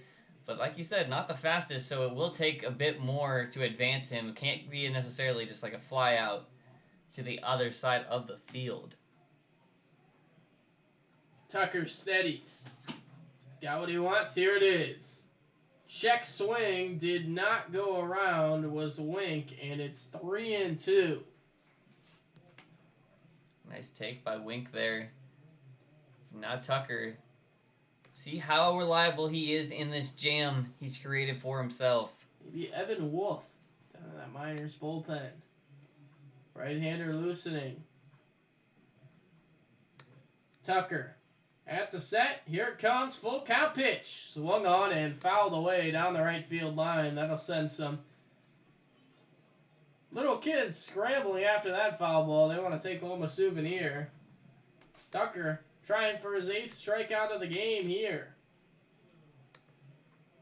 He's on a great pace right now. If it weren't for the ball count, honestly, this could have been one of the best starts the Miners have had all year. So far, still doing solid. Like you said, only 1 hit and no runs allowed so far. He's kept them competitive. He would love to be able to work through 5 scoreless. He's got a couple of more outs here to do it, though. Wink stands in. 3-2 count. Here it comes. Swung on and just getting a piece of that was Wink. He'll foul it back to the screen. Stays alive. Continues this long at bat. Pitch number 8 will be next. This is becoming a tango at the plate. Neither side wanting to give in. Interested to see who comes away with this battle. 3-2. Tucker checking Seguida at second. I really held on out there. As he steps off now, and we'll do it again. The Mugshot Saloon, Palmer Bar, Panhandle Bar, and Tudor Bingo. Your official sponsors of Matsu Miners, pull tabs, and gaming license usage. 3-2 here on Blake Wink. Here it comes. Swung on and grounded on a big hop. Urso out to get it. That's a good play on the charge. He'll go to first. 4-3. Seguida moves to third. As that ball was absolutely smacked straight into the ground by Wink. A large hop out to second base. Urso had to charge to field it on the long hop. He gets to it and throws out the speedy Wink. And now 2 away. Last chance for the Pilots to get in a run. The first run of the game is going to be up to Connor McGuire, the third baseman. Seems like we're finally getting some sun out here, too, for the first time today. As clouds are kind of parting, we're getting a better view, and everybody's getting a little more sunlight for this inning. Been a bit overcast all day as the first pitch to McGuire is fouled out of play. 0-1. Gotta think that Tyler LeBrun would love to get 5 scoreless innings, as well as pretty much everybody in the Valley. 5 scoreless innings from Wyatt Tucker. Anytime your starter can hand over a 0 in that scoring column, it's a good day. As that ball is smoked into right center field. Long run, Morozic, and he made the catch! Oh my goodness! Josh Morozic! They don't call him the Golden Flash of Kent State for nothing. The center fielder out there navigating to drill one, or take one away in the right center field gap from the third baseman, Connor McGuire. We'll head to the bottom of the 5th. Miners, Pilots still scoreless, and we'll be back in just a few moments from Herman Brothers Field.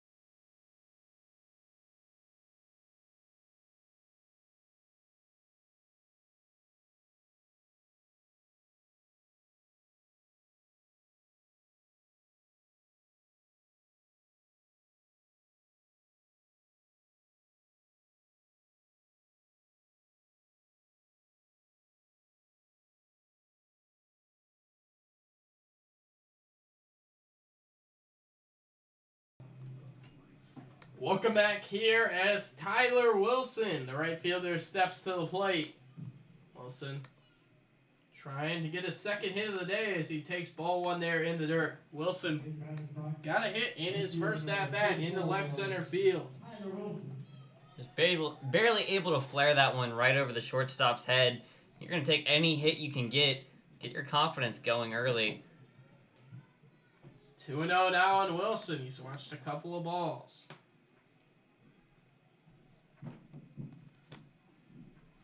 Wilson in a 2-0 count. Here it is. Fastball, called strike. At the knees. Wilson didn't necessarily love that call, but it's been called there all game. So, not really a complaint you can make out of that minor dugout. 2-1 pitch. And it misses low, blocked by Jones. And it is 3-1. Miners still without a walk. Tyler Randall thought he had the first of the game for the Miners in the fourth, but was called back on a borderline 3-1 pitch and then flew out to the center fielder Ornelas his next at-bat. 3-1 here on Wilson, who does not have a walk on the year. As he swings and cracks this one into center field pretty deep. Ornelas going back, and he'll make the catch. Oh, what a nice play by Devin Ornelas, taking away a possible extra base hit away from Tyler Wilson. He smoked that up to center field, so the center fielders both making really good plays here in the fifth. And now it's Kevin Nakamura. Both center fielders not going to be outstaged by one another, really. It's hard to say that anything could top that Morozic chase down, though. That was still a really nice play by Ornelas as Nakamura takes ball one on a breaking ball in. Yeah, that's a Bubba Walters classic, taking advantage of a pitch. Any count, 3-1 there on Wilson. He got a really good crack on it, just hit it right to the center fielder Ornelas' glove as it's 1-1 on Nakamura. Nakamura's first at-bat tried to drop down a bunt, but he popped out to the first baseman Ethan Mann as there's a fastball up and in, swinging through it. 1-2 on Kevin Nakamura. That sliding action up and high is really going to go towards his inside corner. 1-2 pitch is a fastball up. Nakamura even now 2-2. Whitman College transferring his grad transfer year over to Loyola Marymount. Here's the 2-2. Breaking ball away. Nakamura has worked himself into a 3-2 count. Miners DH today. Looking for some offensive success here. Another 3-ball count here to start the fifth from Ricky Tibbett. Winds, fires. Here it is. And it missed low. There's the first Miner walk of the day. Knack is going to take his jog down to first, and the Miners have a runner for the first time since the second inning. J.D. Urso to the plate now. He was a bit unlucky in the second inning. He grounded a sharply hit one-hopper to the second baseman Fausto Lopez, who was able to help turn the 4-6-3 double play that Urso was just out at first on. Now Urso in. 1 on, 1 out. Top of the order, due up next. Time's going to be called first, though, before they can get the first pitch of this AB.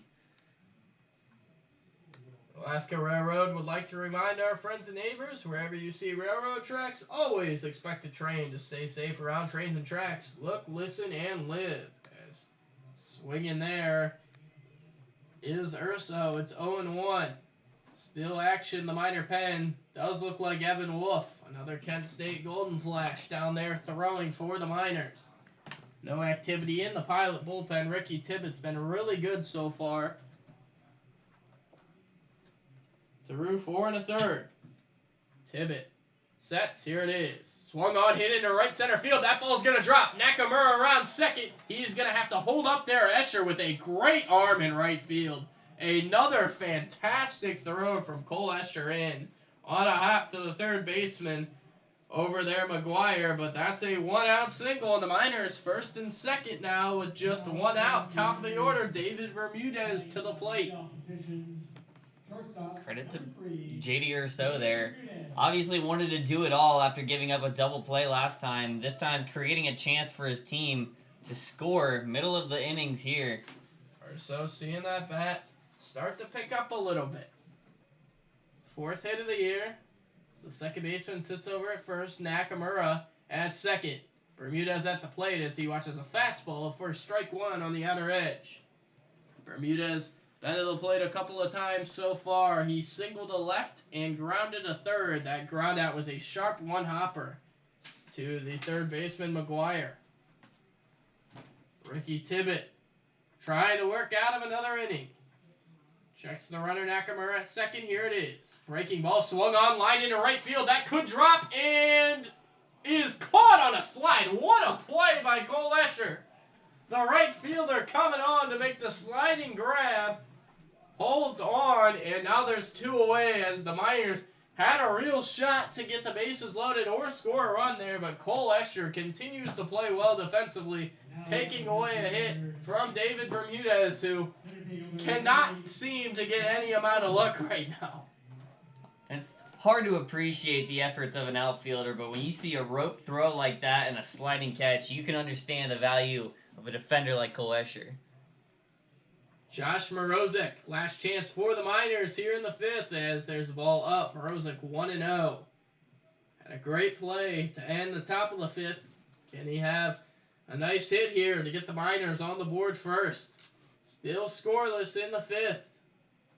As now a time called, and Alex Jones, for just the first time today, is going to jog out to the mound and talk to Ricky Tibbet ahead of his 1-0 pitch. Tibbet, I think more impressive than anything else, has been able to work through 4 2/3 with just 1 punch-out. He's been good in that regard, but he's only given up 1 walk. And that's really helped him. Similar to his stats last time they played the Miners, last time he got the chance to pitch. Lasted 6.1 innings. Eventually had to be replaced, but only 1 strikeout through those 6.1 as well. As there's ball 2 on a breaking ball, and Josh Mrozek now ahead in the count 2-0. I would bet he's got the green light to swing here if he likes it. 2-0. As stepping off the mound is Tibbet. Nakamura heads back to second, now step off again. The shortstop Wink is holding on Nakamura at second. Over at first, unheld, is JD Urso.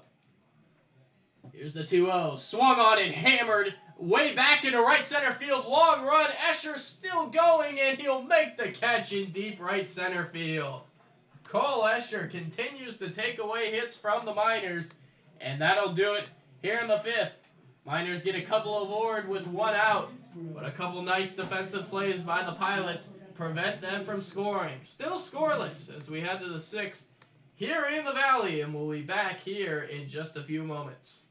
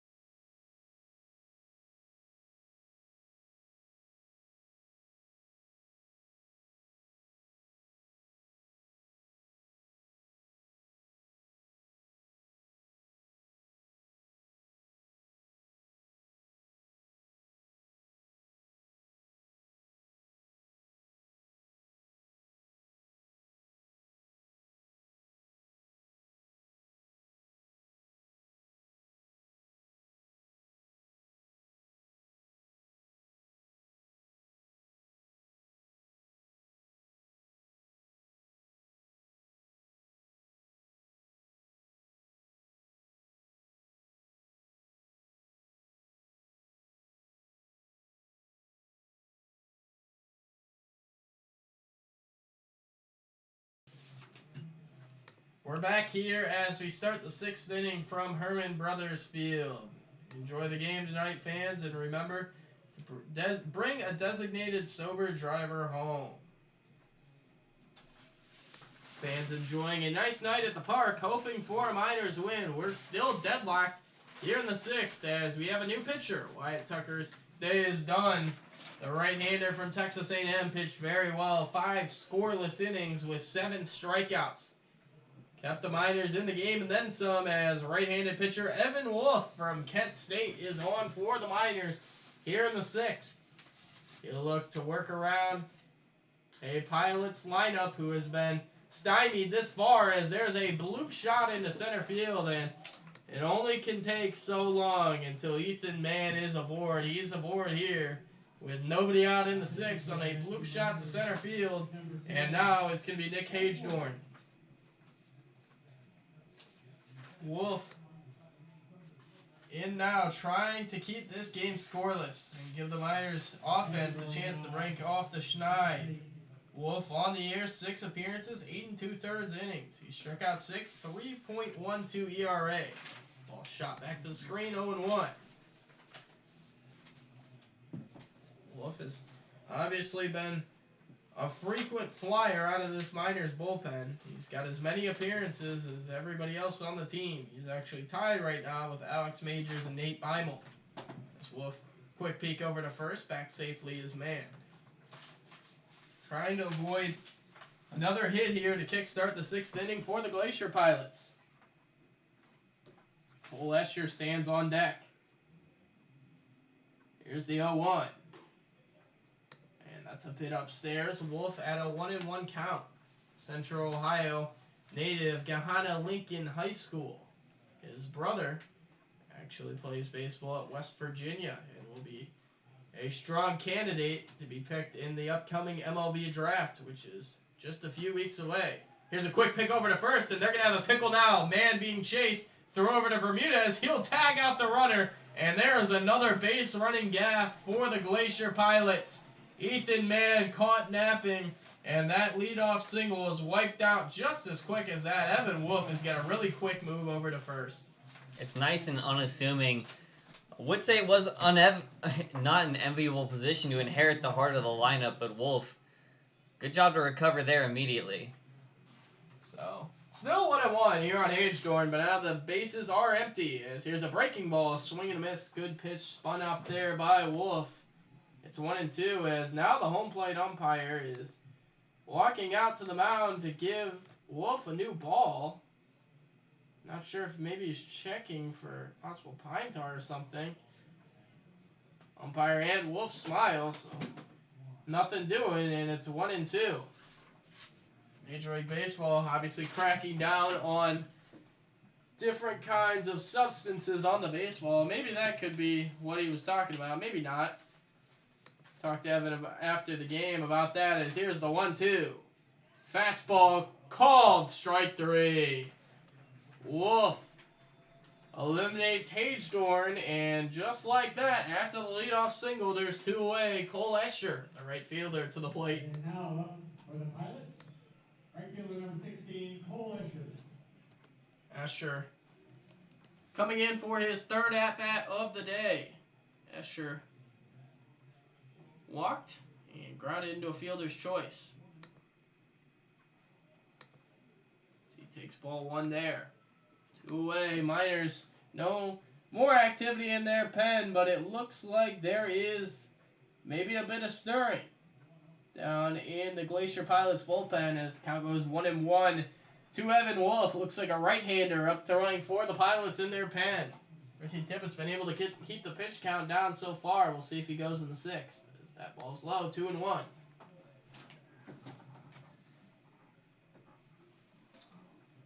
Infield playing fairly back here on Escher. Here's the pitch. Swung on and grounded to short. Bermudez up with it, gonna have to hurry, but he gets it there in time. Beats Escher by a couple of steps, and Evan Wolf works a scoreless 6th.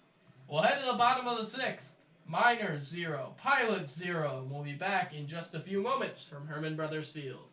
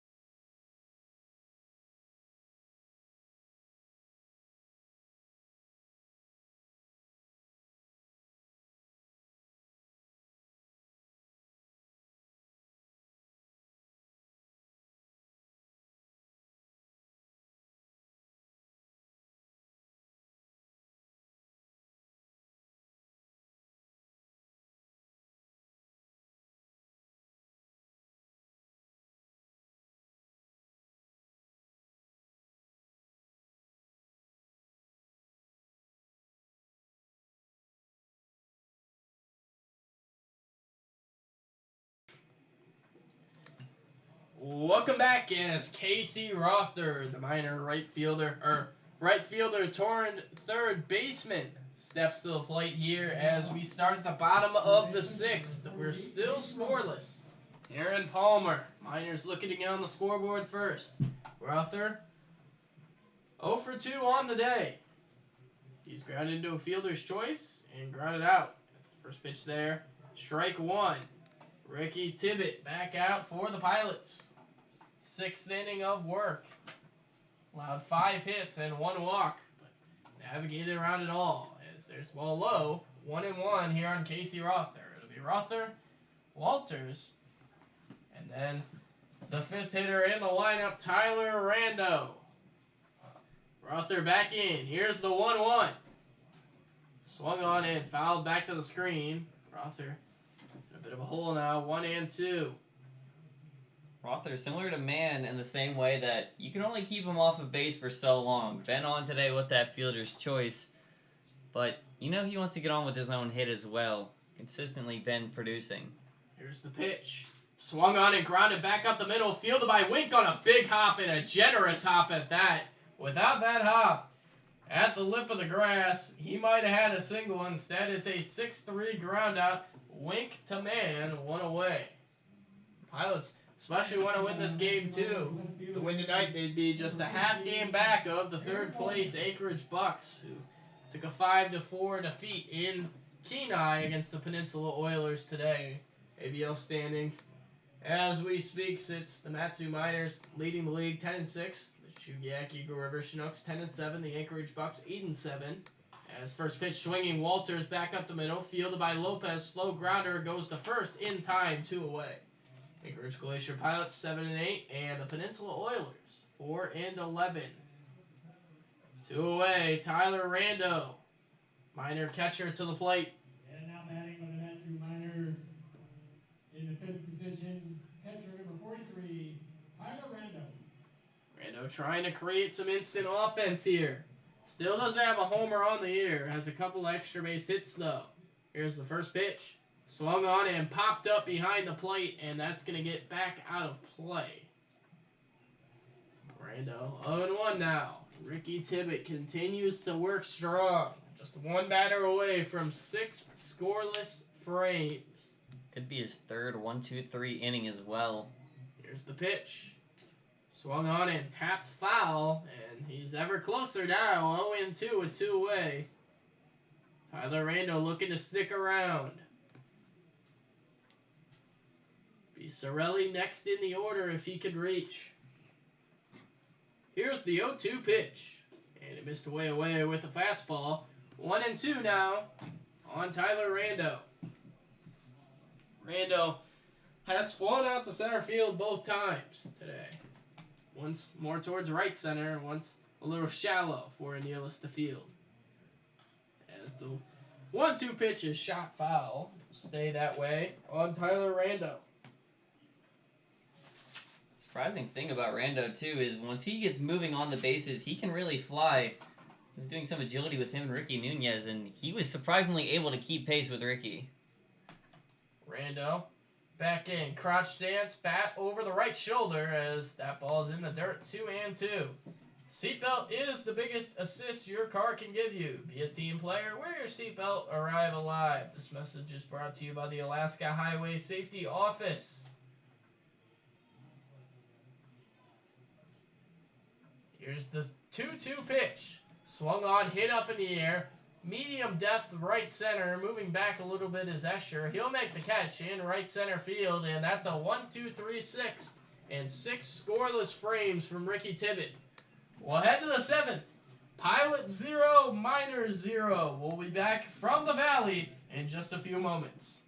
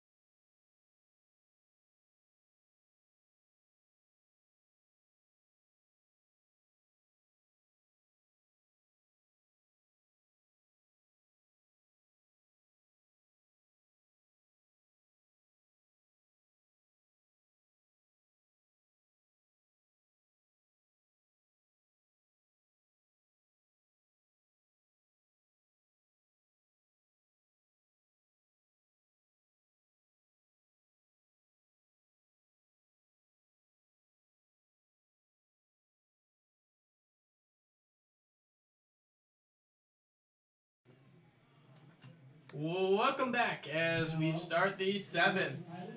To the plate, Alec Jones for the Glacier Pilots. 6, 7, 8 in the order. Still no score. It's been a pitcher's duel. Evan Wolf back out for his second inning of work. First pitch here, scalded to the hole. Shortstop Bermudez on the dive, throw across, not in time. Oh, that would have been one heck of a play by David Bermudez. Instead, safe at first to lead off the 7th, Alec Jones. Second inning in a row, the Pilots have had a leadoff runner. Both of them first pitch swinging. That one is going to go down as an infield hit for Alec Jones. Bermudez diving deep in the hole at short. Got it, came up with it. Throw would have been just late. Sorelli didn't get a clean scoop on a hop either way. Fausto Lopez to the plate. First pitch swinging, he grounds that foul up the third base line. Alec Jones might be a catcher, but he can move a little bit over at first base. Be hard to turn to, especially with Lopez at the plate. Wolf trying to work through 2 scoreless. Nobody working in the minor pens, so this appears, at least for now, to be his inning. As quick pick over to first, and we're going to get a balk by Evan Wolf. So he's able to get the pick off back in the 6th, and now he's kind of holding his hands up like, are you serious? Instead, it's not going to matter as the runner moves up to second. Alec Jones is in scoring position now with nobody out here in the 7th. A little surprising, too. It looked like a similar move, sidestep, that he had used to get that first pickoff on Ethan Mann.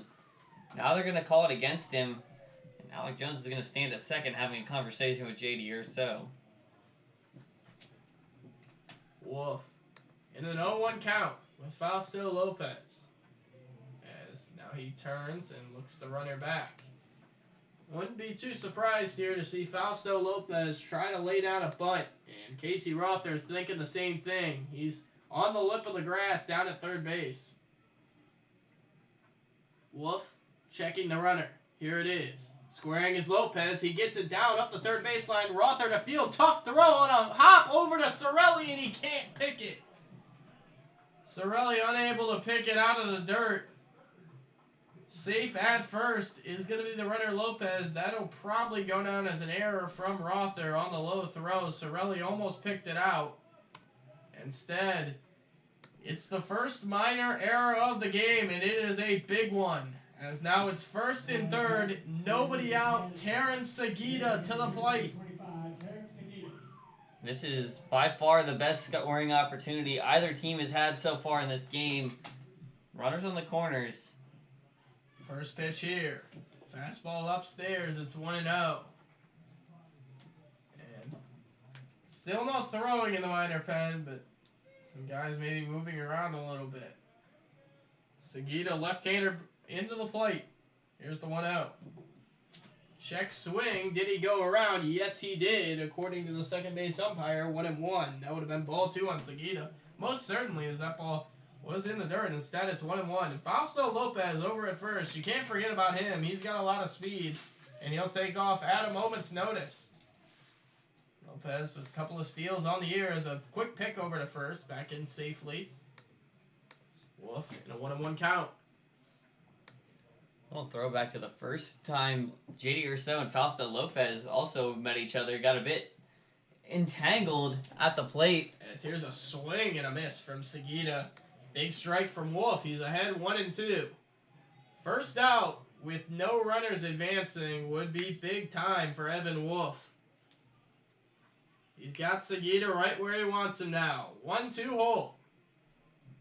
Wolf from the stretch. Here it is. Swung on and fouled to the screen, so Segita stays alive to see another. It'll be 1-2 again. Right now, the best thing Wolf can do for his team is take on the batter by himself. Anytime that you can get an out without having to use your infielders or outfielders, the safest play. There's a fastball upstairs. Counts even 2-2. Like to give shout out to the sponsor of the 2021 Matsu Miners baseball season of the Pacific Northwest Regional Council of Carpenters and Carpenters Union Local 1281. 2-2 pitch to Segita. Missed low, and it's 3-2 to Terrence Segita. This is ever the situation for Evan Wolf. Still no movement in the bullpen either. They're making him deal with his own issue. 3-2 pitch with the runner Lopez running is upstairs, and the bases are loaded with nobody out. As out of the minor dugout is Bubba Walters. He'll head to the mound to have a conference with Wolf. And you gotta think, throwing might start soon down in that minor pen, but nothing yet. It's a bit surprising. Once they started to load up onto the bases to see nobody even starting stretches or warm-ups or bands, now you don't have a whole lot of time. You can only have this meeting, maybe a timeout, but you got 3 runners on, none away. This inning could last a while if you're not careful. Joe Williams has actually taken off his coat down in the pen. We haven't seen Joe pitch in a couple of weeks as he's been dealing with an injury, but now he's warming up down in that minors pen, the right-hander from Pomona Pitzer College. As the Miners are going to draw their infield in here. Bases loaded, nobody out. Devin Ornelas to the plate. And Ornelas is not a guy that's going to go down swinging easy. He's walked 13 times on the year, but we're going to have a pinch hitter. It's not Ornelas, it's Tom Tabak to the plate. Making sense considering the offensive production he's given him so far this year. Almost seeing him not in the lineup did throw you off just a bit to start the game. Tom Tabak, who coming off the bench as a pinch hitter, poses a major threat to the Miners. Here's the first pitch from Wolf. Called strike 1 with the breaking ball. He's working on the wind now. No stretch. Bases loaded. He's got nowhere to put Tabak. He's got to be careful here. Tabak coming in, hitting .354. Got 17 hits, the most on this Pilots team. Home run and 6 RBIs. Here's the 0-1.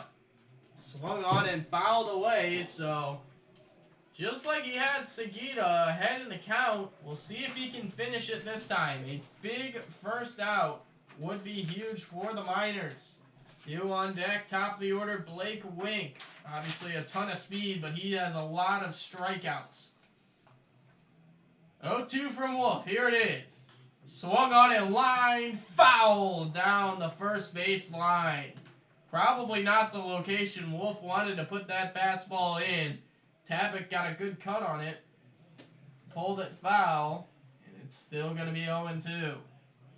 You just got to count your lucky stars. That one wasn't taken fair. That could have easily brought 2 across. That ball lands fair, and it's a 2-0 game just like that. Wolf from the line, the 0-2. Upstairs. Raise the eye level a bit. 1-2 on Tom Tabak. Wouldn't be surprised to see some more off speed down low after raising those eyes. Here's the 1-2. Swing and a miss. Actually foul tip into the glove. A big strikeout for Evan Wolf as he gets the pinch hitter Tom Tabak down on strikes, and it's going to be Blake Wink now with 1 out.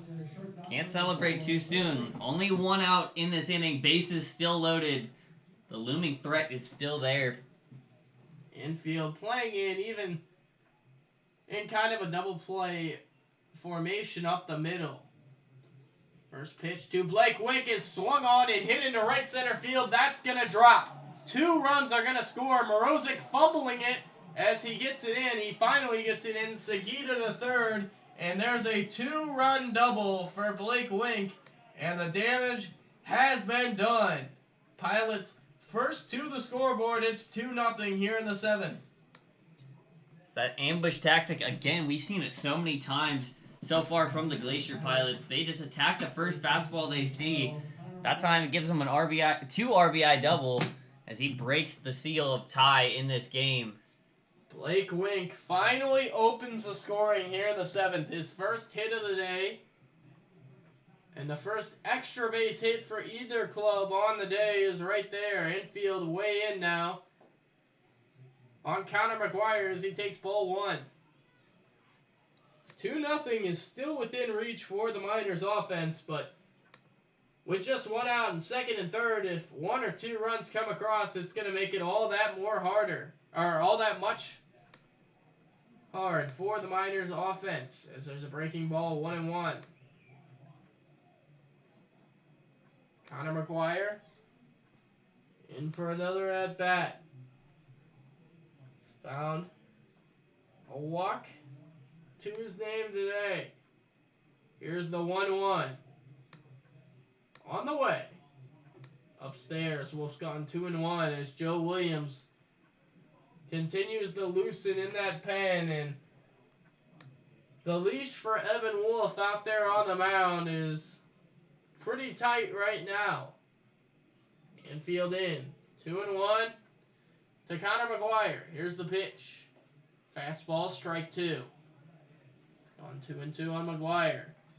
And the Miners really would like to get McGuire out here with a looming threat in the form of Ethan Mann in the on-deck circle. Wolf at the high set. The 2-2. And it missed low and away with a breaking ball. 3-2. There is a base open, but base is loaded and 1 out. So the best hitter in the Alaska Baseball League is not Asking what for you a want. grand slam. Not what you want, to say the least. 3-2. The count now on Connor McGuire as Wolf steps off the mound. Now we'll go back on. And he's ready at the set. 3-2 pitch on the way. Swung on and fouled to the screen on a pitch on the hands. Just fouled off by McGuire. Lucky he chased that one up high enough to tip it off. That one easily could have been ball 4, and we could be looking at bases loaded once again. Instead, lives another pitch. Now Wheezy, as his teammates call him, gets a chance for another strikeout. It would be a big one here. 3-2 coming again. Fastball. Oh, man, that just missed. Wolf thought he had him struck out. So did the Miners dugout as Tyler LeBrun emerges from the dugout. And we are likely going to have a pitching change here at Herman Brothers Field. I'm pretty sure everyone at Herman Brothers thought that was a strikeout. Looked good from where we're at, too. On the outside edge, just a bit too off the plate. Yes, we will have a pitching change. We'll talk to you about the new pitcher in just a minute as we'll take a break as he warms up. And we'll be back in just a few moments from Herman Brothers Field.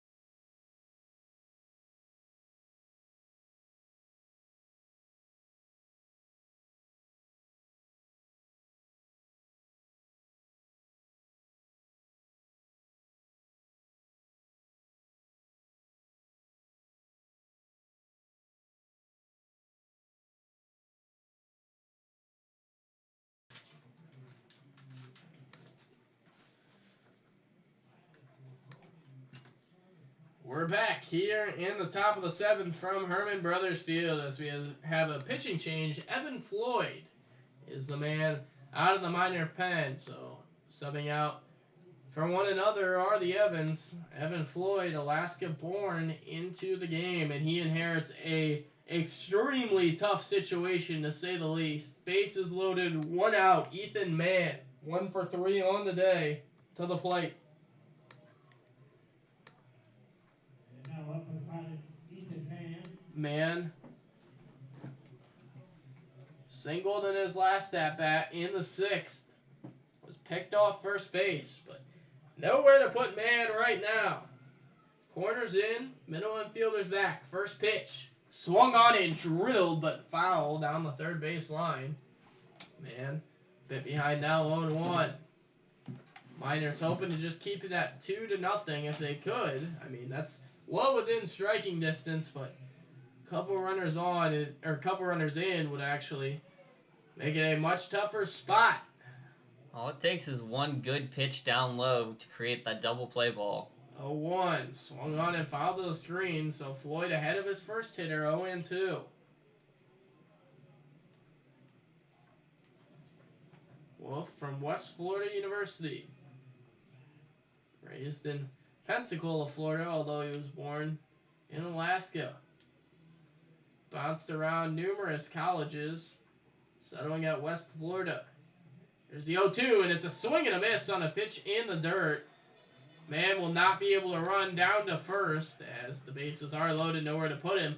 And now it's 2 away. A big strikeout for Evan Floyd. Coming to the plate now for the Pilots is Nick Hagedorn. Hagedorn on the day, a couple of strikeouts sandwiched in between a single. Bases loaded still. Infield playing back on Hagedorn. Left fielder. First pitch. It's in the dirt. Blocked by Rando. 1-0 as he goes down to his knees. Took a little bit of a shot there, maybe in the groin area. As he is now on all fours around the plate, and Tyler LeBrun is out of the dugout along with the Miners athletic trainer to check on Rando.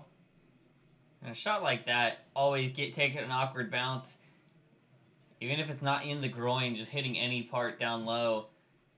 When you're not expecting it, catch you off guard, as Rando seems like he's really feeling it now. Miners do have a catcher available on the bench, Sam Thompson, who has not appeared yet today. Kent State University is in the dugout, and if Rando is not able to continue, it would be him on, as Kevin Nakamura is in the DH slot. Rando now moving around a little bit on his knee.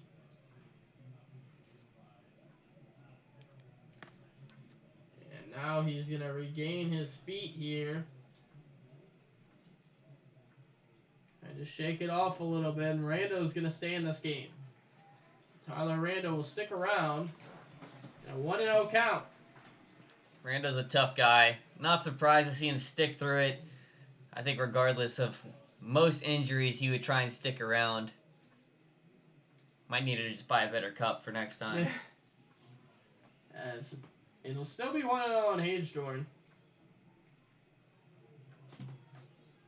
He tries to find a hole in the defense.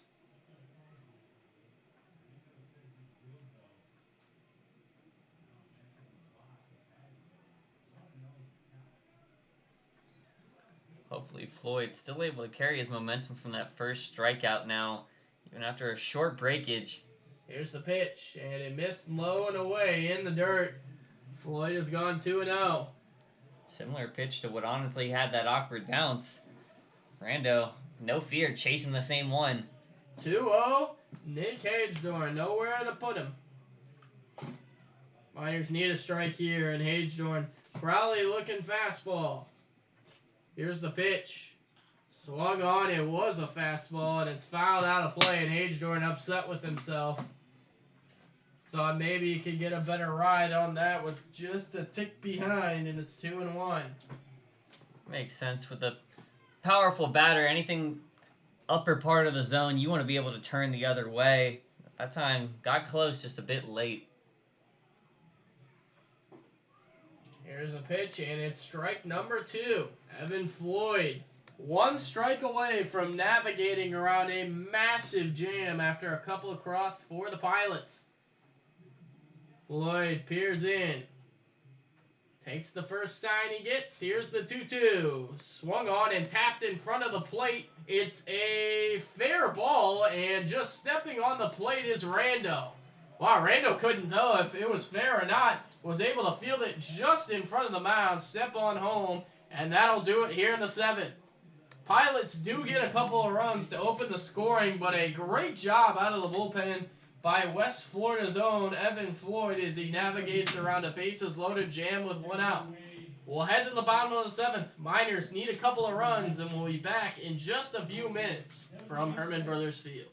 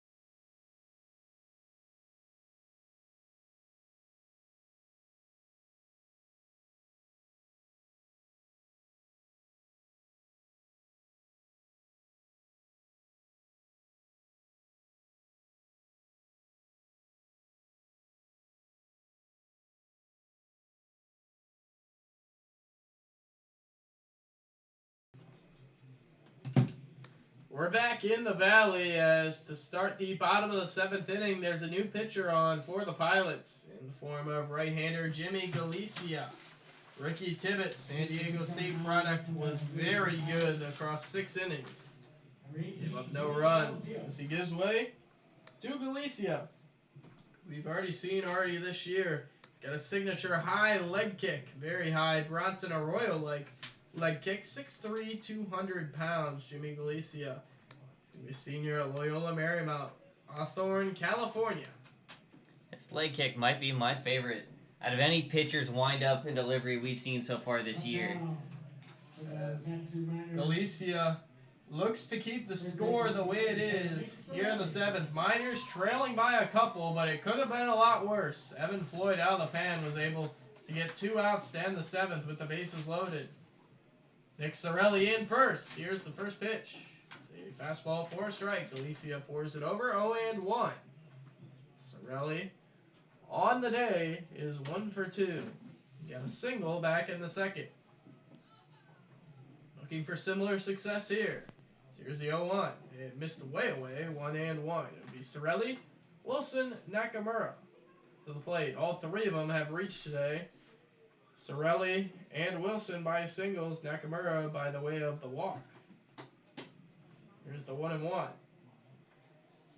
Swung on and hammered into right center field. That's a base hit. Give Nick Sorelli a pair of singles on the day. It's a leadoff single to start the 7th, and it'll be Tyler Wilson to the plate next. Let's see if he can inspire a repetition of their first time through. Sorelli getting a single, Wilson following suit. Seeing that fastball from Galicia, trying to find a way to get the Miners at least a run here in the 7th. They've been held off the board. They've had chances. 6 hits and a walk. Haven't been able to bring anyone around. Tyler Wilson, 1 for 2 on the day. Trying to find a crease. Here's the first pitch, squaring a bunt, and it's foul off to the dugout. 0-1. Miners haven't been able to lay down a bunt today. They've tried it a couple of times, but no mas. Infield shaded up the middle.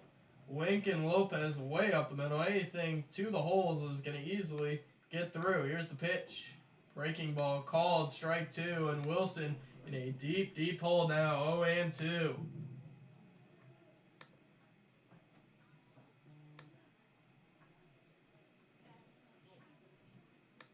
Wilson, switch hitter, batting from the left side. Galicia checks.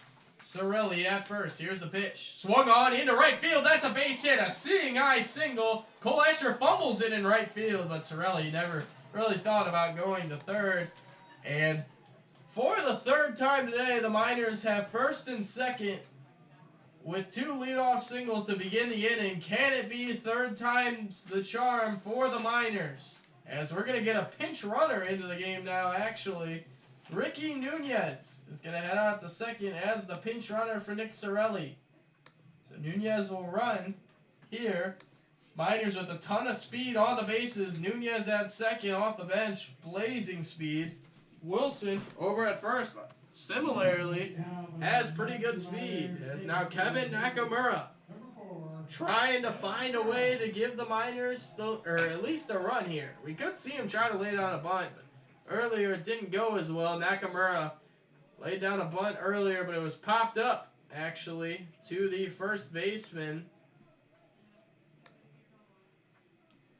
Right now, if you're Kevin Nakamura, you got to drive these guys in. You can't keep leaving opportunities on the table. Nakamura in. Infield in.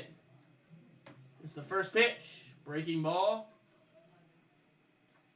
Called. That was an interesting call by the umpire. Called the ball, actually. Not a strike. 1-0. You're really seeing some creeping from Mann over at first. It's like they're anticipating another bunt. Should he get a pop shot over his head? Here's the pitch. Breaking ball. Spun it over. Strike 1 from Galicia. 1-1 on Nakamura. Likewise, the last at bat. Infield playing plenty up the middle. Anything deep in the hole is going to get through. Here's the pitch. Swing and a miss from Nak. It's 1-2. Getting him on the hands again. Really likes to swing at that inside shot. Because he likes to pull it over to the left. But right now it's trapping him. Nunez on second. Wilson over at first. Galicia checks the runner at second. Here it is. Breaking ball, and it hits Nakamura. As the home plate umpire is going to grant Nakamura first base. Thought for a second maybe he'd get called for not getting out of the way. As it looks like that's what Alex Jones is talking about, maybe leaning into that.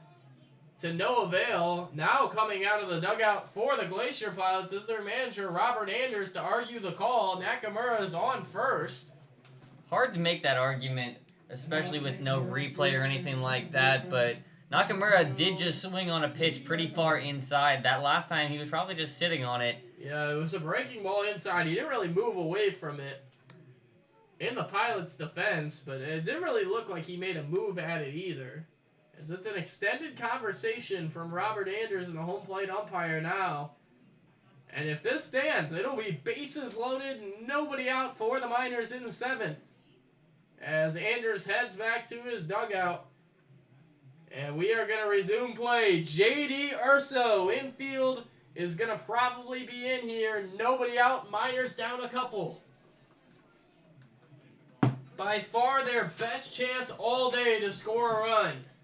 Can't waste it. Said that so many times. Men left on base, especially with runners in scoring position, has plagued this team this year. Any chance they get to break that can really help this team down the long run. Urso in. Infield actually. On the middle, at least back a little bit. Urso, first pitch swinging, foul ball. Urso trying to at least be able to get that runner in from third. Stay on the double play preferably. He's got a hit on the day. No stranger to putting wood on the ball. It's 0-1. Here's the pitch. Swung on and fouled to the screen. So Urso quickly in a deep hole, 0-2. And now, falling far behind, best thing you can do is try to create something deep at least, if not try to get on still. Urso down 0-2. He'll try to battle it out here. Corners are in for the Pilots. And when I say anything through deep in the hole is going to get through, it will. Here's the pitch. Swung on, grounded slowly to second. Lopez up with it. He'll go to Wink. The relay was in time, but off the bag, pulling the first baseman off the bag. First run. Miners do get a run, and they avoid the double play. Urso reaches, and that'll probably be a throwing error on Blake Wink. Fielder's choice. They do get the out at second, but oh man, the Pilots could have really put a big shot to the Miners' hopes of tying this game. It's now 2-1, only one away. Urso at first, Wilson at third, David Bermudez at the plate. Miners down a run, trying to create some magic here in the Valley. Bermudez at the plate, first pitch, swinging, line drive to the third baseman, McGuire, and he'll throw back to first for the double play. Oh my goodness. And the Miners' chances at tying the game go to the wayside just like that. A screamer to Connor McGuire at third. Urso with a delayed jump over at first is doubled off, and that'll end it here in the seventh.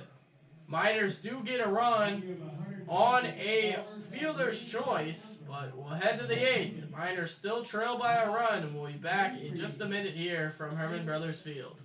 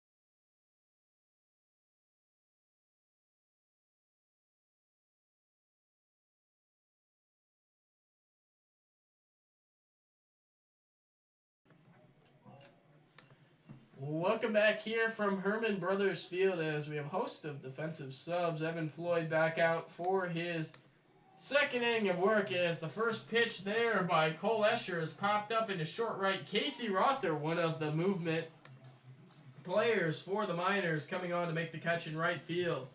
Jared Sweeney goes in. He'll play third. Moving over to left field is Tyler Wilson.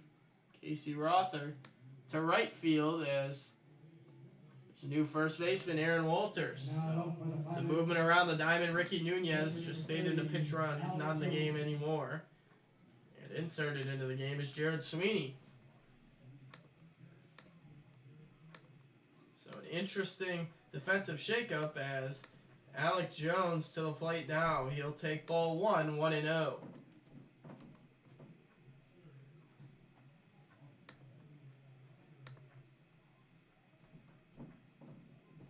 Here's the 1-0. Swung on and cracked into left center field. Morozic on the run, but he'll run it down in the gap, as he's done so many times this year. Josh Morozic makes the second out of the inning, an easy one, and it's 2 away. Coming to the plate now, Fausto Lopez. Fausto only managing to get on through an error so far today from Casey Rother at third. Besides that, been a tough day for him at the plate. Lopez, right-handed batter. Struck out once. Scored a run, though. Here's the pitch. Breaking ball, strike one. Good pitch there from Evan Wolf. There's nobody warming in the minor pen. Other Evan Floyd. Evan Floyd. Got the Evans all mixed up. Double the Evans, E squared. My apologies for that one. Breaking ball inside. 1-1.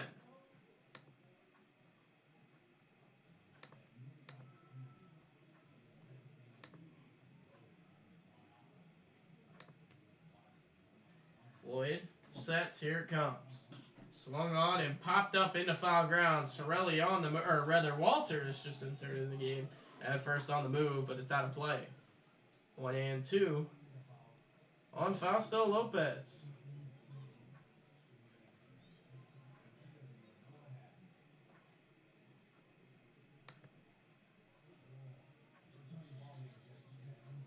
Here comes the 1-2.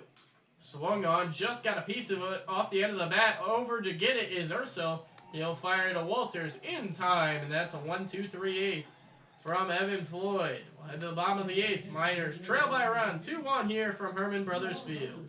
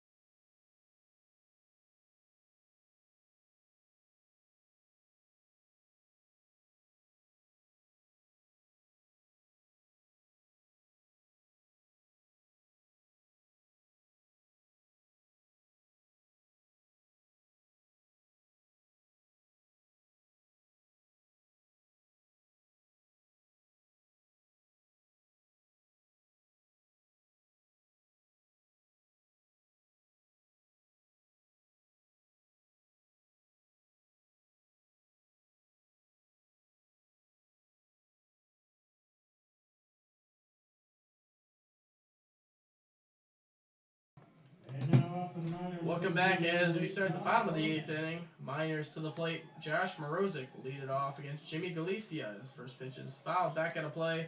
0-1 on Josh. Miners trying to find their last run. Tie it up. Morozic in. Here's the 0-1 pitch. Swung on and fouled out of play again. Morozic down 0-2. Driving fast doesn't get you anywhere except in trouble. When you speed, you're subject to fines, points to your record, or worse, you could injure yourself or someone else. So before you think fast, think of the consequences as Josh Morozic barely watches ball 1. Think of the consequences. Stop speeding before it stops you. This message is brought to you by the Alaska Highway Safety Office. It's 1-2 on Josh Morozic. Here it comes. Swung on and cracked between first and second, and Josh Morozic. How about that? The Miners have the tying run at first with nobody out, and it's Casey Rother to the plate. This may be one of the only days the Miners have two multiple hit batters, as well as Morozic now joins Tyler Wilson and Nick Sorelli. Certainly been able to put the wood on the ball, and Casey Rother looking to find his first hit of the game. He's gone 0 for 3 today, and with a runner on first, Morozic, who can really fly, you got to think maybe he'll be on the move against Galicia. Here's the first pitch. Breaking ball called, strike one. Rother down 0-1 in the count. Morozic on the year, 5 steals, has been caught stealing twice. Both those were in the same game against the Oilers this past series. Galicia takes a peek over at Morozic. Here's the 0-1. Swung on and hit high up in the air, fairly deep to right. Ethan Mann, who got moved into right field, circles back. He'll make the catch for the out. And it's one away. Ethan Mann able to squeeze that. And now to the plate is going to be Aaron Walters. Galicia got one out now. Morozic could be on the move here. Didn't try on the Rother at bat. You got to think sooner rather than later. Miners could try to be aggressive and scoot Josh into scoring position. First pitch. It missed low, and it's going to scoot off the catcher's foot. Around second is Morozic. He'll stay put there. That'll go down as probably a wild pitch. Maybe a pass ball. Probably just a wild pitch, though, and it's going to be 1-0 here on Aaron Walters. He's got a runner at second and only one out. Miners down a run. All it takes is one good hit in between those two outfielders, and you could easily bring across that run. Escher moved to center as part of that substitution. Tom Tabak coming into the game. Here's the pitch. Swung on and fouled away. We'll go 1-1 on Aaron Walters. He looks to find some offense.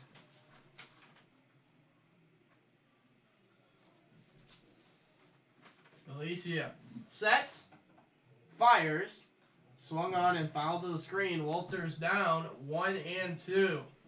Josh Morozic was down 1-2 as well when he had that base hit to right field, and you can bet on any kind of hit to the outfield, the Miners will try to push the needle and score Josh. Down just a run.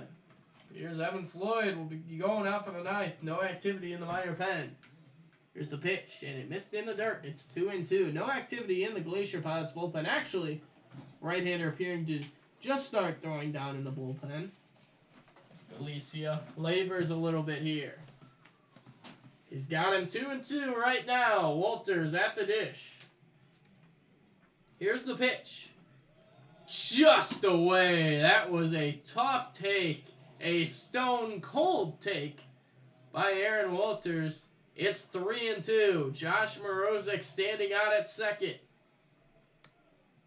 Galicia was ahead in the count. Now he's full. Walters at the dish. The 3-2.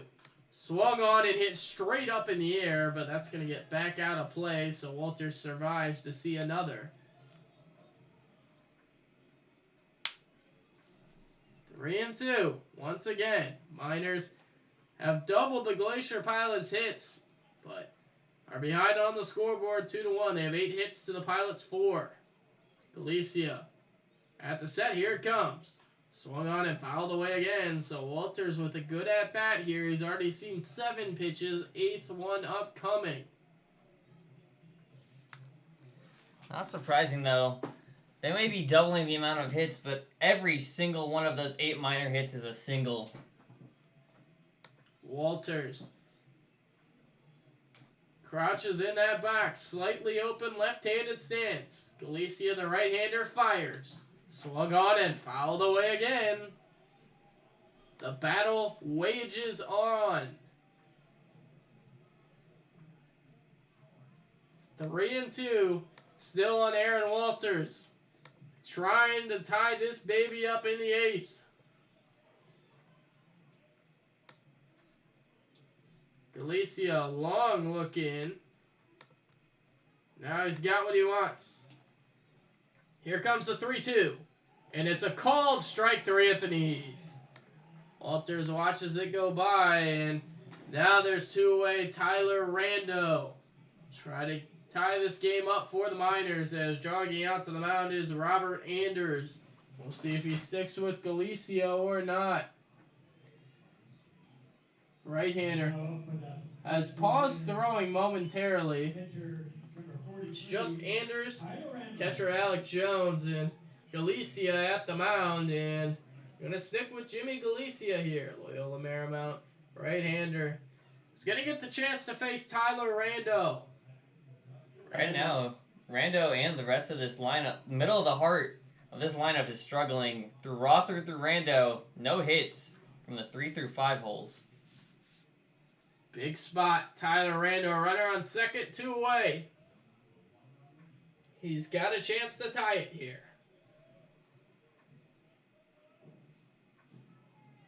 Rando in, the Gonzaga catcher. First pitch, swung on, hit into right field. That ball's going to drop. Around third is Morozic. He's being waved home. Here's the throw to the plate. It's not in time, and it's tied at 2 here at Herman Brothers Field. Tyler Rando, first pitch swinging, knocks it into right center field, and we have a tied ball game here at Herman Brothers Field. Wasted no time getting on that one. Took the first one he liked and dropped in a perfect shot. Tyler Rando with the biggest hit of the day for the Miners, and now it's Jared Sweeney, who came into the game as a defensive replacement. This past top of the inning, Sweeney with a runner on first, game tied.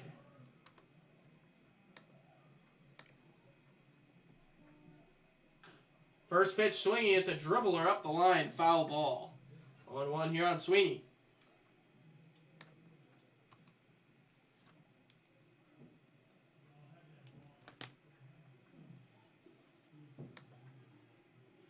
Alright, first Rando, not a ton of speed, but Sweeney doesn't have an extra base hit on the year. Would love to get his first right now.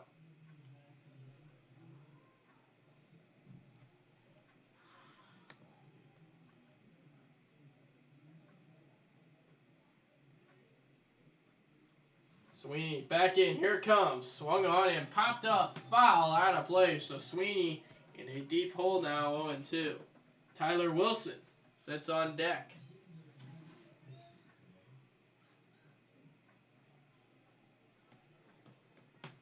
Still appears it could be Floyd for the ninth, but Alex Majors has actually grabbed the ball down in the pen. He is throwing.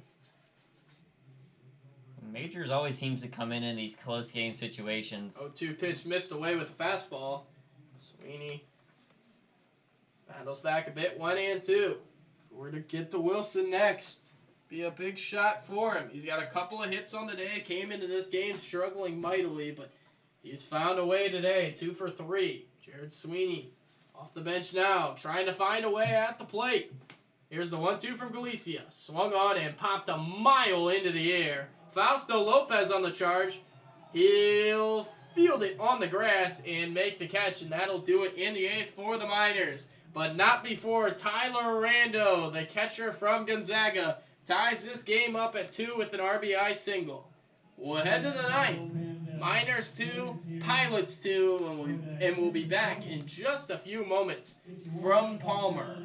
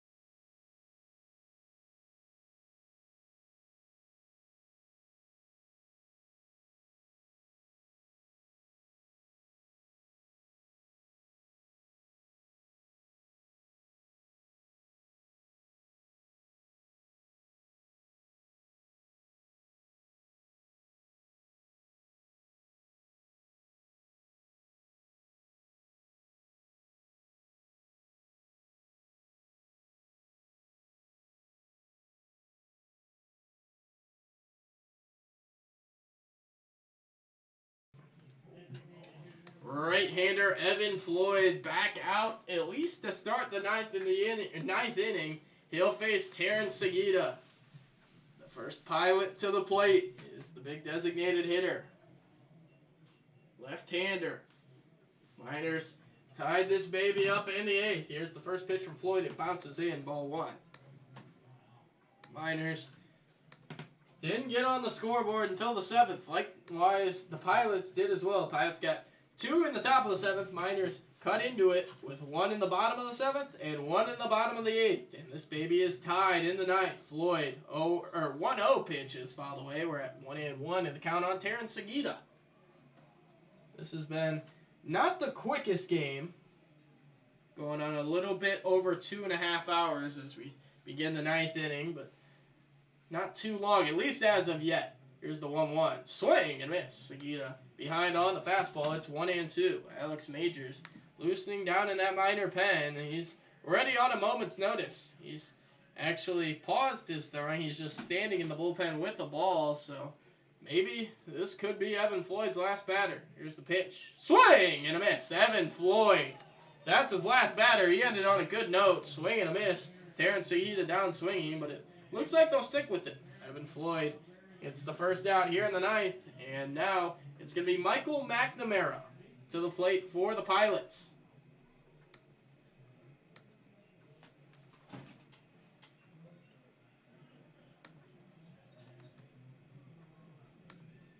McNamara, right-handed batter, his first at-bat of the game.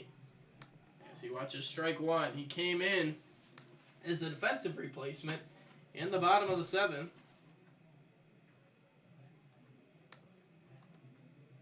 He's at 0-1. Here's the pitch. Swung on and fouled to the screen, and he's down 0-2.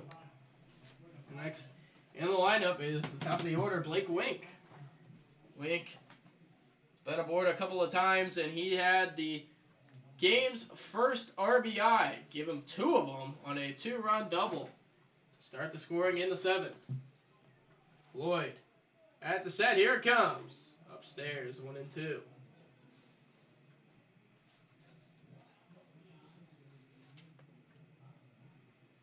Top of the ninth. 1 out. Miners trying to get a 0 here in the top of the inning and win in the bottom. Here's the pitch. Fastball up, 2-2.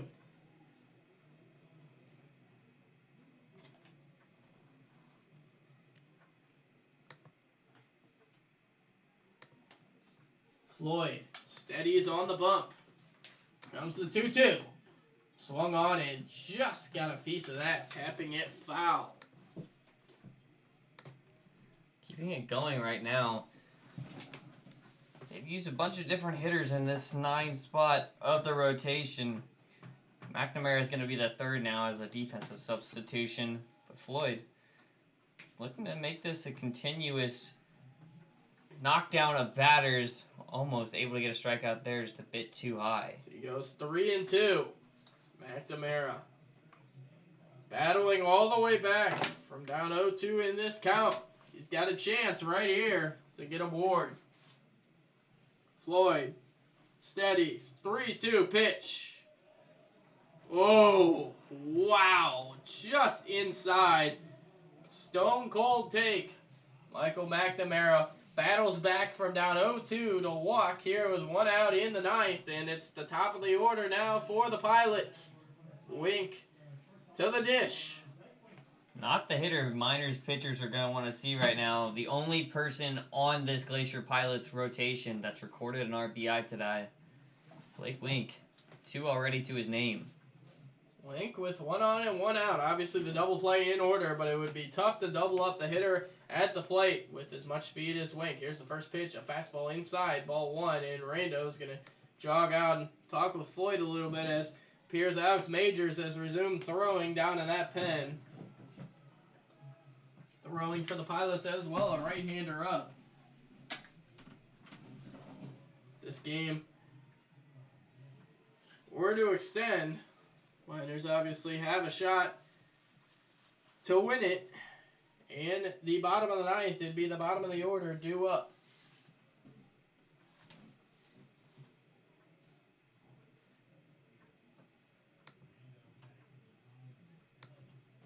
the set, checking out the runner. Floyd. Here it comes. Swung on, popped in the air, pretty shallow down the right field line. Rother, a long run, still going and made the catch. Tagging for first and going back to the bag. Rother, a great throw from right field. A nice play down the line. Casey Rother ranging into foul ground. Almost ran in to the man warming up, Alex Majors. And it'll be out number 2. As now to the dish for the Anchorage Glacier Pilots, Connor McGuire. McGuire walked in the first and walked in the 7th. 0 for 2 on the day. He's been able to get on base a couple of times. One more out to go for Evan Floyd. Here's the pitch. Runner takes off as the ball's fouled back out of play. And that was a really good jump over at first by McNamara. I think he would have made it down to second base pretty much no problem. Instead, it's 0-1. He would have had to trip to not make it at that point. He was flying off the bag. And it wasn't that Floyd was not keeping him on enough or paying enough attention to him. No, Michael McNamara just had a explosive jump to second base as he checks over on McNamara back in safely. Yeah, he learned his lesson now. Floyd would be the winning pitcher if the Miners could get out of this in the 9th unscathed and walk it off in the bottom of the inning as he goes 1-1 here on the hitter at the plate, Connor McGuire. Third baseman came in this game slumping batting average-wise. He hasn't improved it today, but he's worked a couple of walks. It's been pretty solid. There's another pickoff throw, back safely. 1-1. Miners, with a win today, would be the first team in the ABL over 10 wins. They would move to 11-6. The loss, it would put them in a tie with the Chugiak Eagle River Chinooks. As that ball is fouled to the screen, Evan Floyd had 1-2. Alaskan-born right-hander. One strike away from putting away this top of the 9th, giving his team a chance to end it in a walk-off fashion. Still a solid crowd on hand at Herman Brothers. Not the warmest night. High 50s, low 60s, but a good crowd on hand for Saturday night baseball in the Matsu Valley. Counts 1-2. Runner on first, 2 away. Connor McGuire. Here's the pitch from Floyd. Swung on and fouled to the screen, so McGuire sticking around to see an extra pitch. 1-2 again.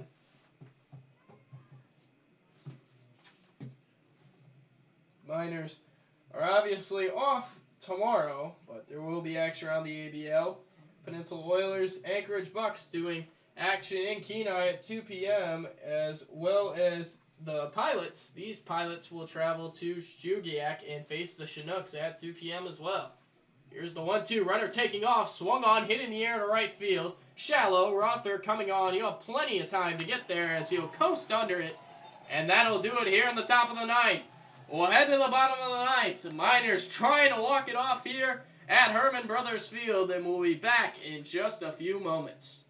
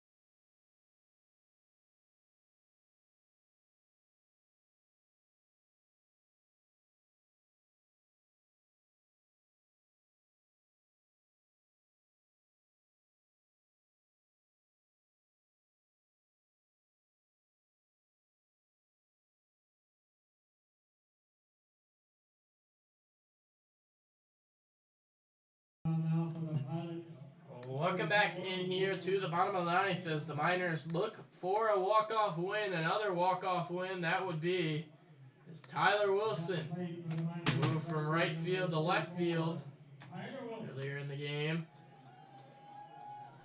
We'll bat here as we start the ninth.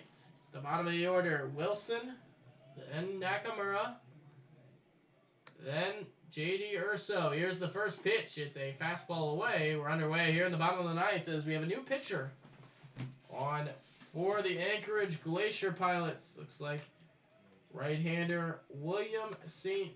Marseille. Marseille. It's a bit of a French name for you. Marseille. I don't know much French.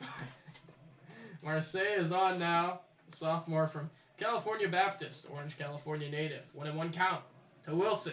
Wilson with a couple of hits on the day. Here's the pitch. Swung on it, bounced right back up the middle. Fausto Lopez on the backhand, throw to first, not in time. That would have been one heck of a play, and Fausto Lopez been able to throw him out at first, but too much speed for Tyler Wilson. And that's a leadoff infield single. How about a 3-hit day today for Tyler Wilson? Man, for a player that had been slumping in some regards across the season, he has really put it all together today. 3 singles is nothing to scoff at. That is constant traffic on the base path. As now, runner on, nobody out. Nakamura is going back into the dugout. I don't know if it's for maybe a different bat. That might be the issue, or it's a pinch hitter. As Bubba Walters, first base coach, is going to head down to talk with the home plate umpire. Doesn't look like there's any changes being made. It could just be a new bat for Nakamura. He stands down in that dugout. And no, it will not be a different bat. It will be a new bat. And the new batter coming to the plate in the form of Jordan Williams, who will take over Nakamura's DH spot. Williams, middle infielder / third base, did not get the start today. He's been a bit banged up, according to manager Tyler LeBrun, but was available today off the bench, and now he's going to get a shot here with a runner on, nobody out. Chance to play hero if he places it right. Williams 4 hits and 17 at-bats on the year. Couple of hit-by pitches as well, and he has a double as first pitch here is a bunt foul up the first baseline. Miners just cannot get down a bunt today. Williams knocks it foul. It's 0-1. Williams doubled and scored in the Miners' win on Wednesday. Series finale against the Peninsula Oilers. A double went off the bottom of the left field wall. Hit it hard. Here's the pitch, scoring to bunt, and it goes foul again. The Miners just cannot get one down, as now it sits 0-2 on Jordan Williams. And Tyler LeBrun, who loves his teams to bunt runners over, cannot be happy with the Miners' failed successes today at it. Count sits 0-2. I'd expect Williams to be swinging here. Here's the pitch. Swung on, just got a piece of it, fouls it away. J.D. Urso. It's the on-deck circle for the Miners.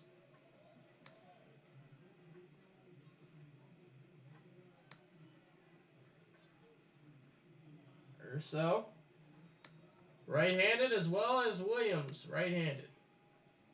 0-2 coming to Williams. Here it is. And it missed in. So Jordan goes 1-2. Angelo State University product. And that number 2. In the home whites for Matsu. Hoping to get a little bragging rights over his Angelo State teammate Aaron Walters.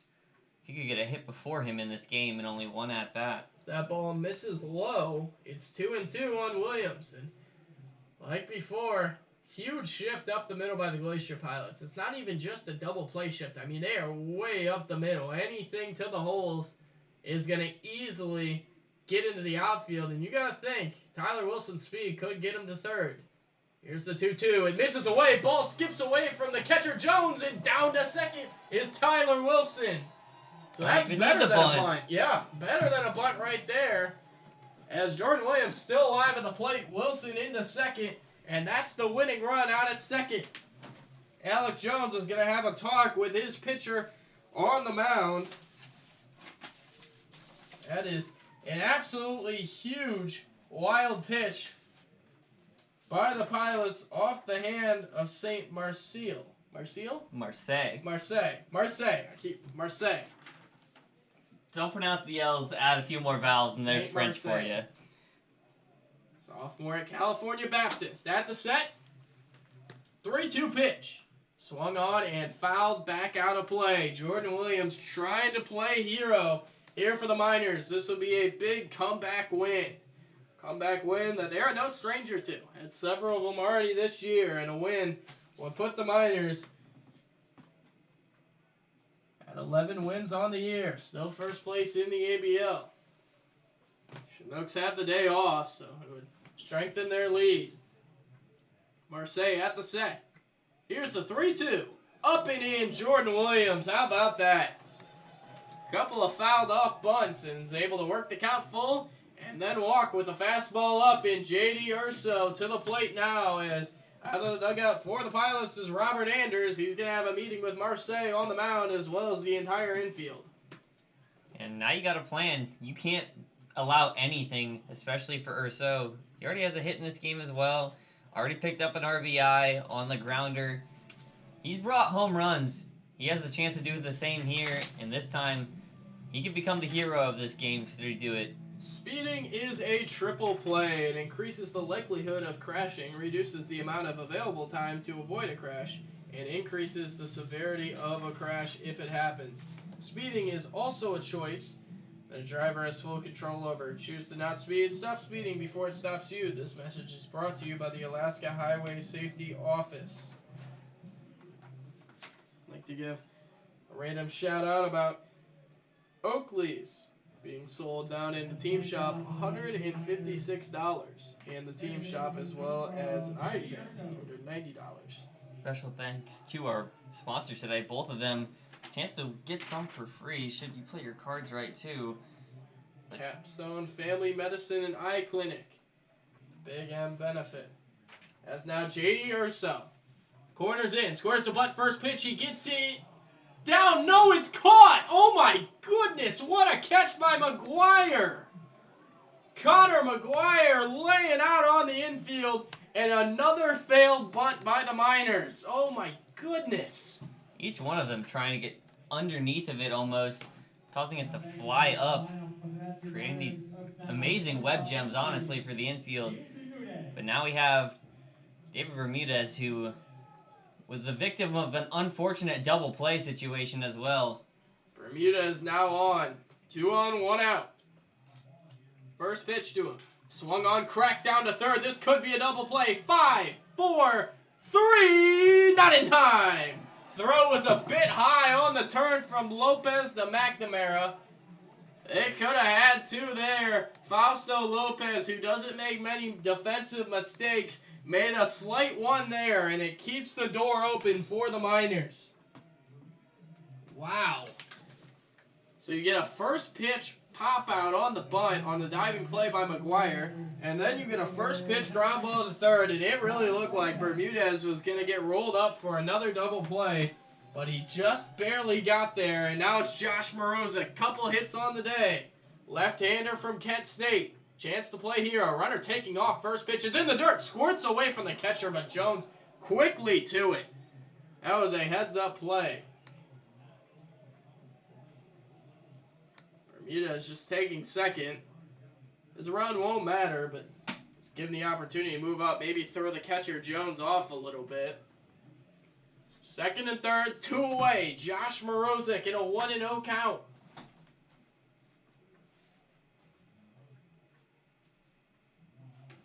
Here's the pitch, and it missed. 2-0. Marseille has fallen behind. If Morozic would reach, Casey Rother, who you gotta believe is due for one, is in the on-deck circle. Morozic, a chance to be the hero. 2-0 pitch. Breaking ball, it missed away. And now if you're Marseille, you can't lay a cookie over the plate. As now it's going to be the intentional walk. You had to figure that for that fourth pitch, it was going to be nothing near the plate. Instead, they'll go with the intentional pass. So now you got your dream scenario, Casey Rother. Bases loaded, 2 outs, game tied in the 9th. This is what every kid dreams of when they want to start playing baseball. Rother does not have a walk-off. Hasn't really had a walk-off opportunity this year, but he'll get one here. Bases loaded. There's nowhere to put it. The slugging right fielder to the plate. Looking for his first hit of the day.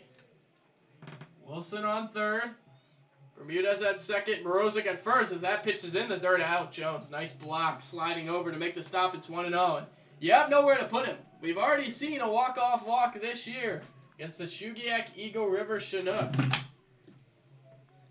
And that might be exactly what his plan is here. You don't have to swing. If you see how he pitched to Morozic, that was looking to be a 4-pitch walk.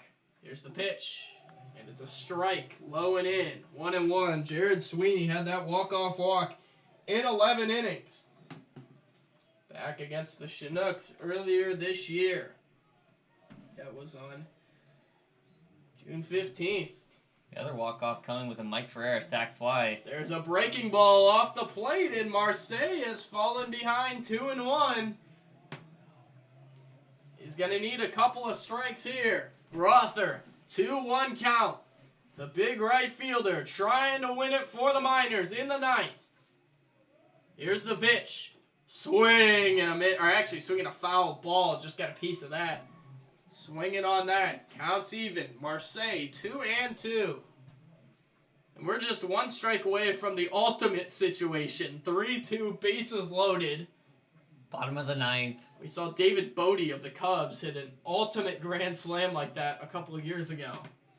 It was beautiful. Rother trying to recreate that here in the ABL, but he's got to see another ball first. Or a base hit here wins it. I'm sure he'll just take whatever he can. 2-2, Marseille at the set, and we have time before the pitch. Reset, Marseille stepping off the mound. Now he's going to step back on. Infield way back for the Pilots. Outfield as well, but there is a huge hole in right center field. Rother at the dish, the 2-2. And it missed in. Or it hit him! Casey Rother is hit by the pitch, and we have a walk-off hit by pitch! Casey Rother plays hero today in the Valley as he's hit by a breaking ball on the elbow pad, and the Miners, another come-from-behind win. The comeback kids from Matsu are winning. Give that 6 of their last 8, actually 6 out of their last 7. And the Miners winners today.